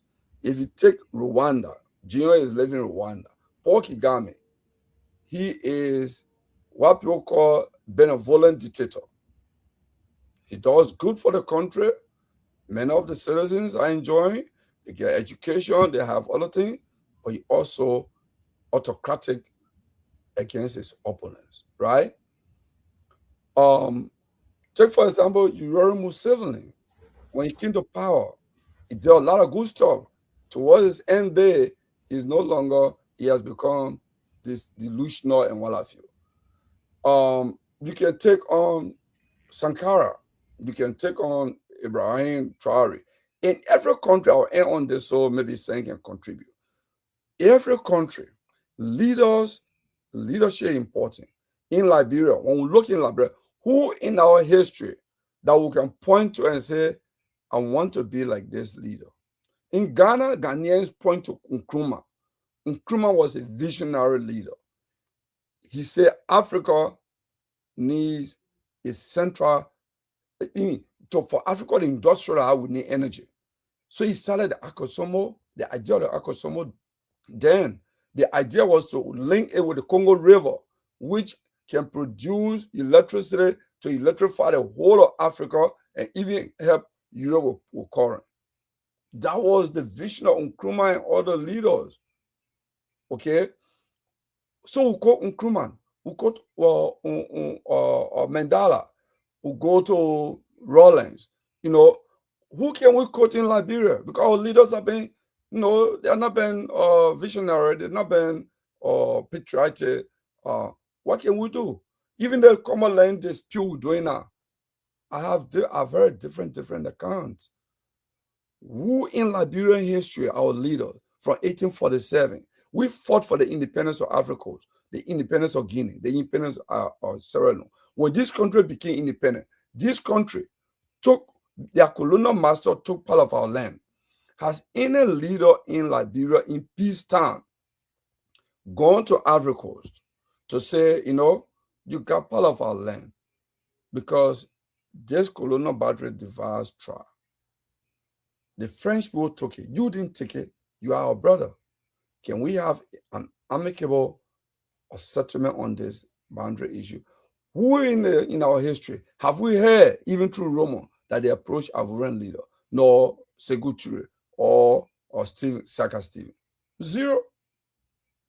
Our leaders they've been only interested in two things: power and money. Power and money. Even other countries see some of our land, so long you preserve them the power, they will let you have it. Arrested. Thank you. Sam, I think Sam is over to you now. So you can sit down now and fire. Because I don't think you'll be hard because you and Mr. Gongo on the same page. Yeah, same view on this. Ivan, thank you. Junior, my young brother, my young dad now. I'm sorry that we don't have many writers in Liberia for you to read Liberian history to the extent that you understand some of these things. And sometimes when you're arguing, I sit down and look at you. Dr. Joseph say, Guano, you guys live in the history, but you refuse to write. So you're the one we got on the book. Let's read it. Yeah, you guys live in the history, you refuse to write it. And the thing about oral history is that it's not, accurate. One may say this, another person will say this. So it's not accurate. The one we listen to, maybe my grandpa tell me one and Sam say, no, your grandpa starting he thought there was some mistake inside. That's the real one. Yeah. Then I go to another person, maybe Mr. Kidabo. He said, no, the one Sam thought there was some mistake inside. So y'all that live in a history, this is a challenge. I'm writing my dissertation, Sam. I'm telling you for sure, it is a challenge to us. Sometimes the references that we cite in our proposal when we carry it to the supervisor, if they check in online, some of those references, they are not correct. They don't see them. It's difficult.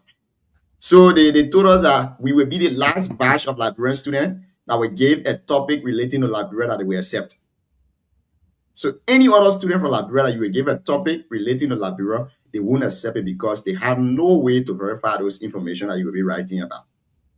That's the challenge we're facing. I don't know whether other international students facing that, but it's a big challenge for us here. So I think you guys need to start writing a lot. You need to start publishing more books for us out there. My papa writing one book, it will be out very soon. You're not allowed to write una book in a sense, so let's keep it. Thank you. Thank you, Junior. So much on Liberia, though. So much book on Liberia. Yeah. So maybe you and myself can talk on that. I don't know what book you want, but there's so much. No problem. There are books on Liberia about the legal side, our case laws. Those we don't have official gazette in Liberia where all of our laws are published there, where all of our cases that have been heard at the Supreme Court, the lower court, like the Circuit Court, the Magistrate Court, are published there. Other countries have their own official gazette, like Ghana, Nigeria, they have official gazette where they publish their laws on it, but Liberia do not have it. So most often you will hear say, oh, the Supreme Court took this other decision, is a precedent, but the Liberian people don't know. They don't go on the internet to see those cases because they are not published. And that's a challenge that we, the legal students, we are facing. And I've been speaking to a lot of legal minds. Those have been working. I agree with you, but it goes back to the system. If you go, you take the Liberian board to the national budget, or for publication of Supreme Court opinion is budgeted, is there. But successive courts have not published it. That's all. Okay. So now that's a challenge. The judiciary has a challenge. So go ahead, Chief. when you sit on the show and told me there was a system, you argued that I say, okay, well, let me let him rest and enjoy himself. There was no system. First of all, these folks, the freedom seekers, came from America. When they came, many of them were not educated. So they came to the free land, as they call it. They established whatever they know to be a government. So whatever they establish, and they have one way of doing it. So they led the country for so many years. First of all, they build the houses they built, Junior. Maybe you were not, you didn't see some of those things. I think Mr. Gongro might have saw some of those things on 15 gate and all those things. Those small things, and they get them here right in Mississippi. That those houses and they built. Junior, the war that came to Liberia, it didn't really go to downtown Monrovia. Look at Monrovia. Look at the thing in the bill over there. If they have the mindset to really build, Liberia won't have been like that. But it came from the, no disrespect, and that's the truth. From many of them came from the rubber plantation.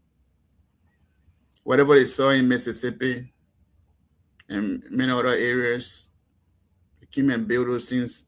The street, no addresses, nothing. No numbers on the houses. So there was just mere bruff. There was no system put into place to guide the country. To say, okay, we want to have this kind of country, a modern country.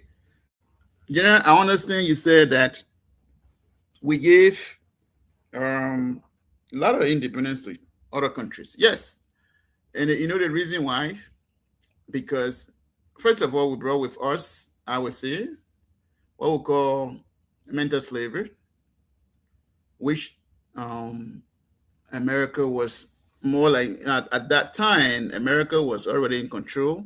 So people who came from America, they were advocating and say, okay, we want this. And America would say yes. So yes, that's how they were getting, talking for people to get independent.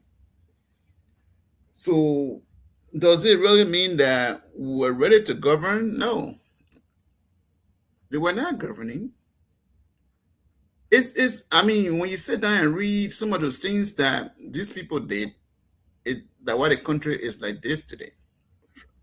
Coming to the 1985 and 80, all these riots to 79, so 1980 and 85, Junior, listen, Mr. Gongro said it here. As a young man, Samuel Doe, with all the trouble that was in Liberia, he did.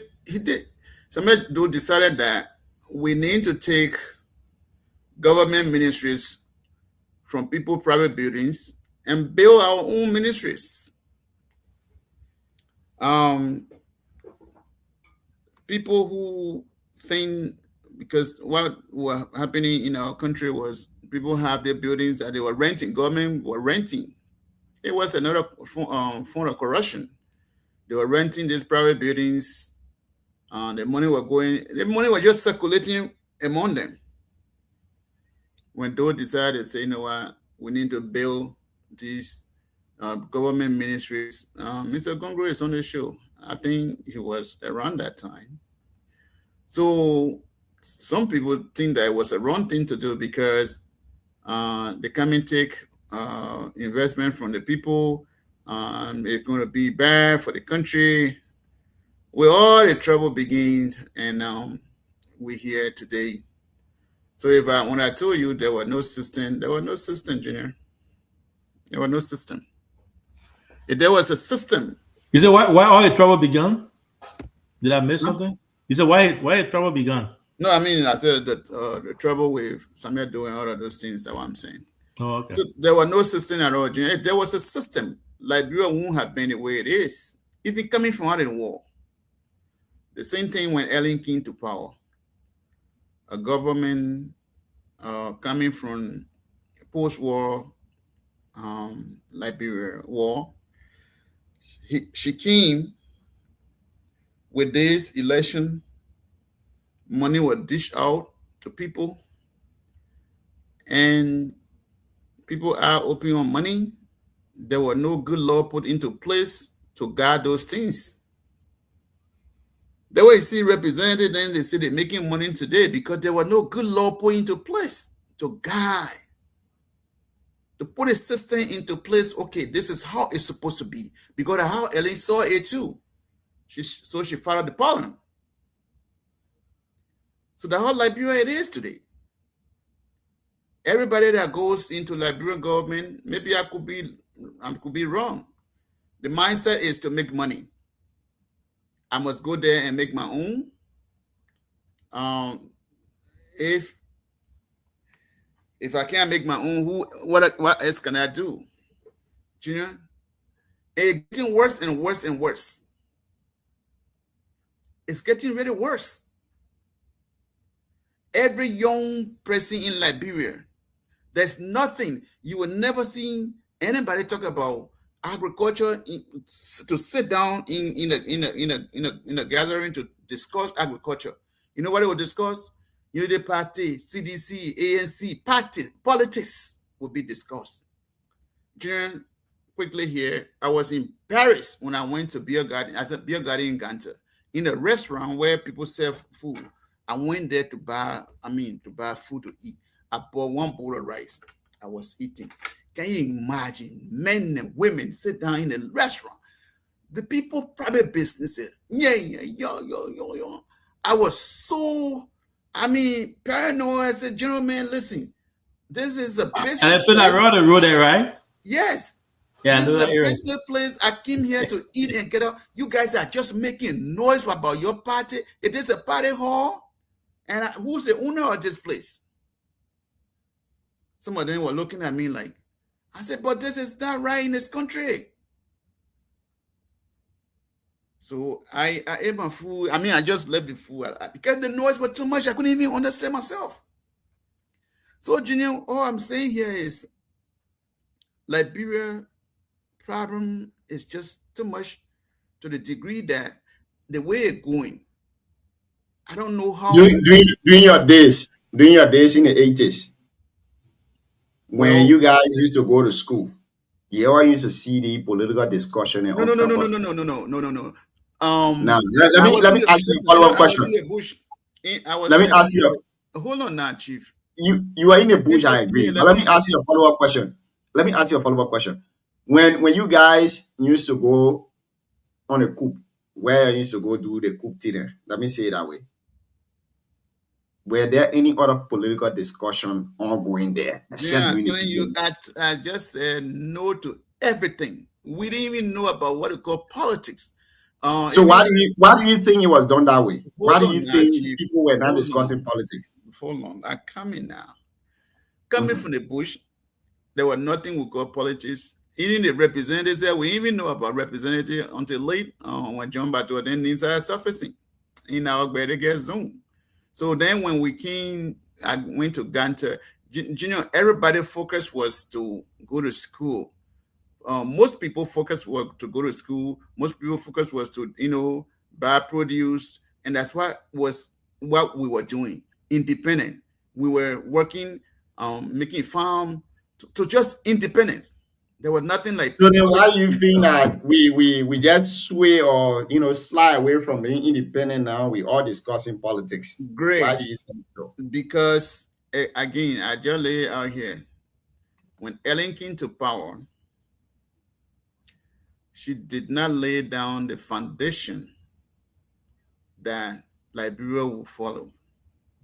She did some things though. It's not everything she did bad. But they started pumping more money into politics. Focus started shifting to politics. representatives are making a bunch of money. And they go to work 2 days a week. So with all this today, Junior, it would be difficult for any politician to lead Liberia effectively because the mindset is I must go into government. If a representative can go there and make $15,000 and get car and get all these incentives, I must go there and do my own too. That's the idea in Liberia right now. Me and my friend were arguing last night. He said, why agriculture will be good for Liberia? I said, at this point, it will not, because the reason is it will, in the other hand, it will be good, but who's there to work? Thank you. Everybody's mindset is politics. Look, campaigns are not open, for example. In Bassett, yesterday, in Kakata, yesterday, people parading everywhere. In Ghana, as we speak, campaigns are not open in Ghana. You can't talk about politics right now. There's nothing. Everybody doing that normal business. But Thank you. It's all about what? Political discussion. So thank you very much, Sam. How do we move forward? If we can introduce different systems into the country that will suppress some of these things and get direction to the country. So I will stop here to tell you your argument of the system was there. Maybe there will be a lot of book that you might read and see what system you're talking about, because having a passport doesn't mean that system there. So any country can have a passport. Thank you very much, Sam. I think we both having the same conversation. Like you said, during your days, political discussion were not as intensive as it is today. And I believe that those things were happening because of system. But based on the fact that we don't have the system today, so you see everybody going into politics. So we agree with you. Let's stop there. We are receiving a friendly report from the Ganta port of entry as huge influx of the Guinean armed forces were seen at the Ganta port of entry today. They were having conversation with the Nibadians and also Liberians that the situation is between national government. So we citizens should be cautious of it, and we should always respect the relationship that we have with our fellow citizens across the other country, because there are Liberians who are farming in Guinea.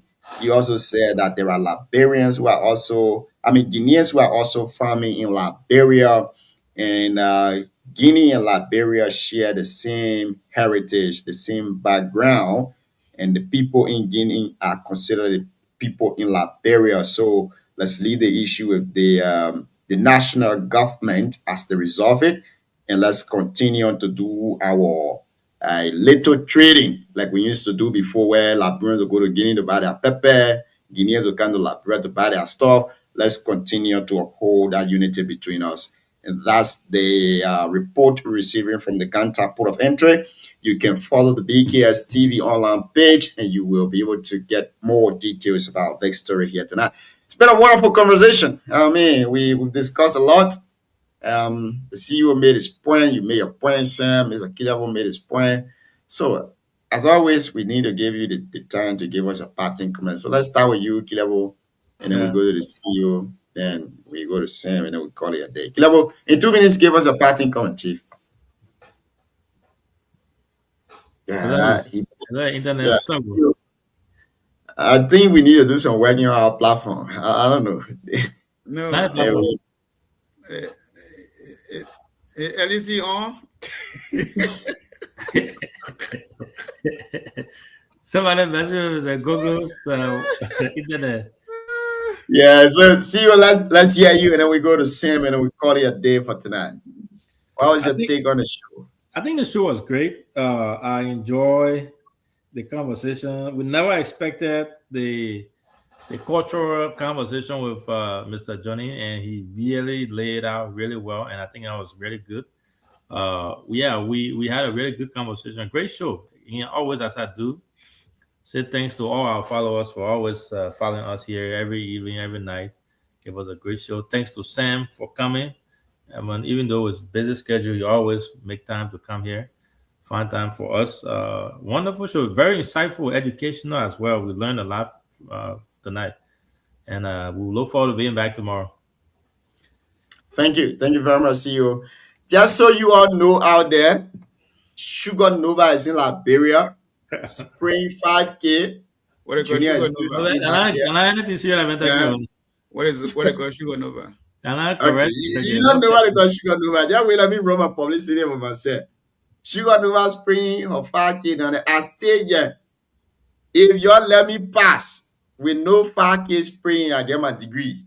I will set standard. Let me stop here. Mr. Killer is back, so let's go to anyway. Kind of use him. Mr. Gonglo, No. well, I don't know whether LEC honor. in the green your buto, we even get power or water. We got electricity, we got everything down there in America. Well, Sam can do a closing argument. Mr. Gongli, can you hear us? Mr. Gongli, are you there? No, man, me close. I gotta go do something quick. Yeah, close, Chief. Because you close down, we call it a day. Now while we still holding on. Yeah, my network is kind of flipping. Yeah. Well, you can give your parting comment, Mr. Gonglo. No, I think it was a good show. Johnny is very knowledgeable about Liberia. And he's someone I haven't met in person, but I've spoken with him because we're all on the same platform or closing argument. His work all over Liberia. He knows much about the border communities across the country, and he's a traditionalist. So he got some very insightful, thoughtful ideas about how things should be done. I actually found sometimes his argument very interesting, even on the Guinea border issue. He actually got good knowledge on the history of the communities along the border. So it was something that maybe we were to get him to talk on, because the other time on the show he gave a detail and things that happened and never resulted in conflict, and why this one is bringing conflict. He gave that lecture to us, so it was good. But I just hope that, Junior, you're a young person. The internet is powerful. So even if you have heard some oral history before, test some of your oral history in ChatGPT, in some of the AI platform. Something no. You see, do not overlook AI. AI is a feature. Chief, AI is good, but AI has zero knowledge about Liberia. AI only goes to people that have upload information. Let's leave it. Let's not go with AI and Liberia information. So no, I'm just trying to say some of your knowledge, some of the oral history. Don't overlook the power of AI. I can tell you that. I agree with you, but you see, I come in now. Let me make a short point there. AI will not go to get the information from outside the box. AI will always give you information that have been given to it before. Liberia, we do not have our history on the internet. How do you go to AI to ask questions? AI will just fabricate those things. Yeah, you know why I'm advising and encouraging you? Because that's what they call a large language model, right? LLM. So it takes billions and billions of information, and look at I agree. And look at the likelihood of this one being a true answer, because based on the frequency that has been used, and then make a conclusion that this is the truth, this will be the fact. I understand this stuff to some extent, right? So do not assume what you have is not. No one has written about it online. Test it. I've tested information about my village, about Glaze up here. And I have some interesting information about Glaze up here, right? No one has written a book about Glaze up here, but people have written comments about Glaze up here. I'm from Glaze up here. So I was able to sit down and start to read on the characteristics of Glaze up here, on some of the information. And you consider those things to be true? No, because I can verify some of the information from today, whether it's true or not. I could say, okay, this one here. That's what I'm asking now. So after you did the research on the AI model that you did it on, you verify them to be true? Yeah, because I'm from Glay. So if somebody tells me, oh, the Gonglo family in Glay, they are known for XYZ, I can verify that. If somebody said the PB family in Glay, they are known for this, I can verify that, right? So do not overlook AI to assume that. One time I just took one of my friends, she lives in North Carolina. I just tested her name. I said, let me just read a little bit about her. And I got so much, and I just tested her. I said, this is why it's written about you in AI. So don't overload AI. That's all I Thank can you. say. We in Thank you education, very much. we have been trained on how to use AI in classroom because it's like when calculator came first, people used to join so that calculator knowledge a person get, not your own knowledge. But today, on all public tests, the calculator is on the computer, you are allowed to use it. On professional exam, you're allowed to use a calculator because it has now become a tool for good. Okay? When Google came newly, or a person at Google Scholar, man, you go Google idea at Google Scholar. Today, Google is a way, right? AI is just coming. Oh, they mean that chat GPT writing that, yeah. But that is a way. You know, big companies are deploying AI model now. That's how people are You see, losing. Mr. Kilabo, I will call you after the show so that we can have a conversation here where you will appear here and then you give us the importance of using AI, because I know our Liberian society, we are still, sorry to say lack of words, we are still dumb to it. We don't know how to use AI the proper way. And I think we can learn from your knowledge. The librarian, especially the students, even the professor themselves, they can learn from your knowledge. So we will invite you here on the show as a special person, and then you can give us the pros and cons about it, because you guys know how Google came in assistant, and then you work with it, and now we're having AI, we're having different model of AI and all of that. You got ideas on it. So I think we can open a tutor here, more like a tutor than an interview, where you will educate our people on how to use AI, the importance of AI, in a way in which we're supposed to use them to develop our community, to develop our educational sector in Liberia. Thank you for being here tonight. It's been a wonderful conversation with you. Sam, take us home in 2 minutes, Chief. Okay, thank you, Junior. So thank you, Mr. Gongro. Thank you for being on the show. It's always good to be here. Let me say many thanks to our listeners and viewers for being here with us. Without them, it would be impossible to sit on this show. Thank you for watching. So, ladies and gentlemen, it was great to be here tonight to listen to Johnny. Johnny did well. He explained well. That's a good thing. Sometimes it's great to listen to other people and get a view on issues. So, with that being said, I just want to say, those of you who are listening to me from the radio land, from the motherland, from the Republic and the Green City of Baybo now, I want to say good evening to all of you. Good evening to all of you. Listen, better days are coming. No matter what we say, how we do in Liberia, there will be a time that Liberia will be different. Life is changing. Life is evolving in Liberia. No matter how our some rotten politicians in Liberia, things will change. Don't lose hope. The hope will come. And one day we all will sit down. Maybe some of us will not get there with you, but I believe that life will be better for you in Liberia. There's no doubt in my mind. Other countries have gone through a lot. They have changed.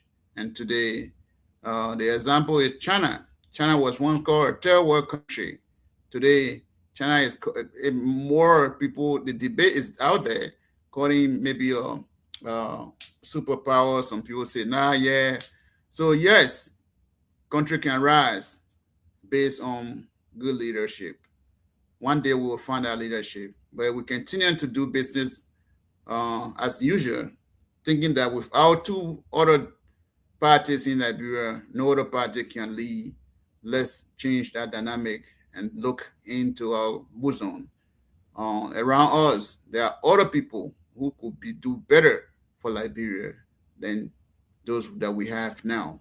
I thank you for watching and thank you for being with us tonight. May God bless you. And may God bless our state and save our state. Thank you.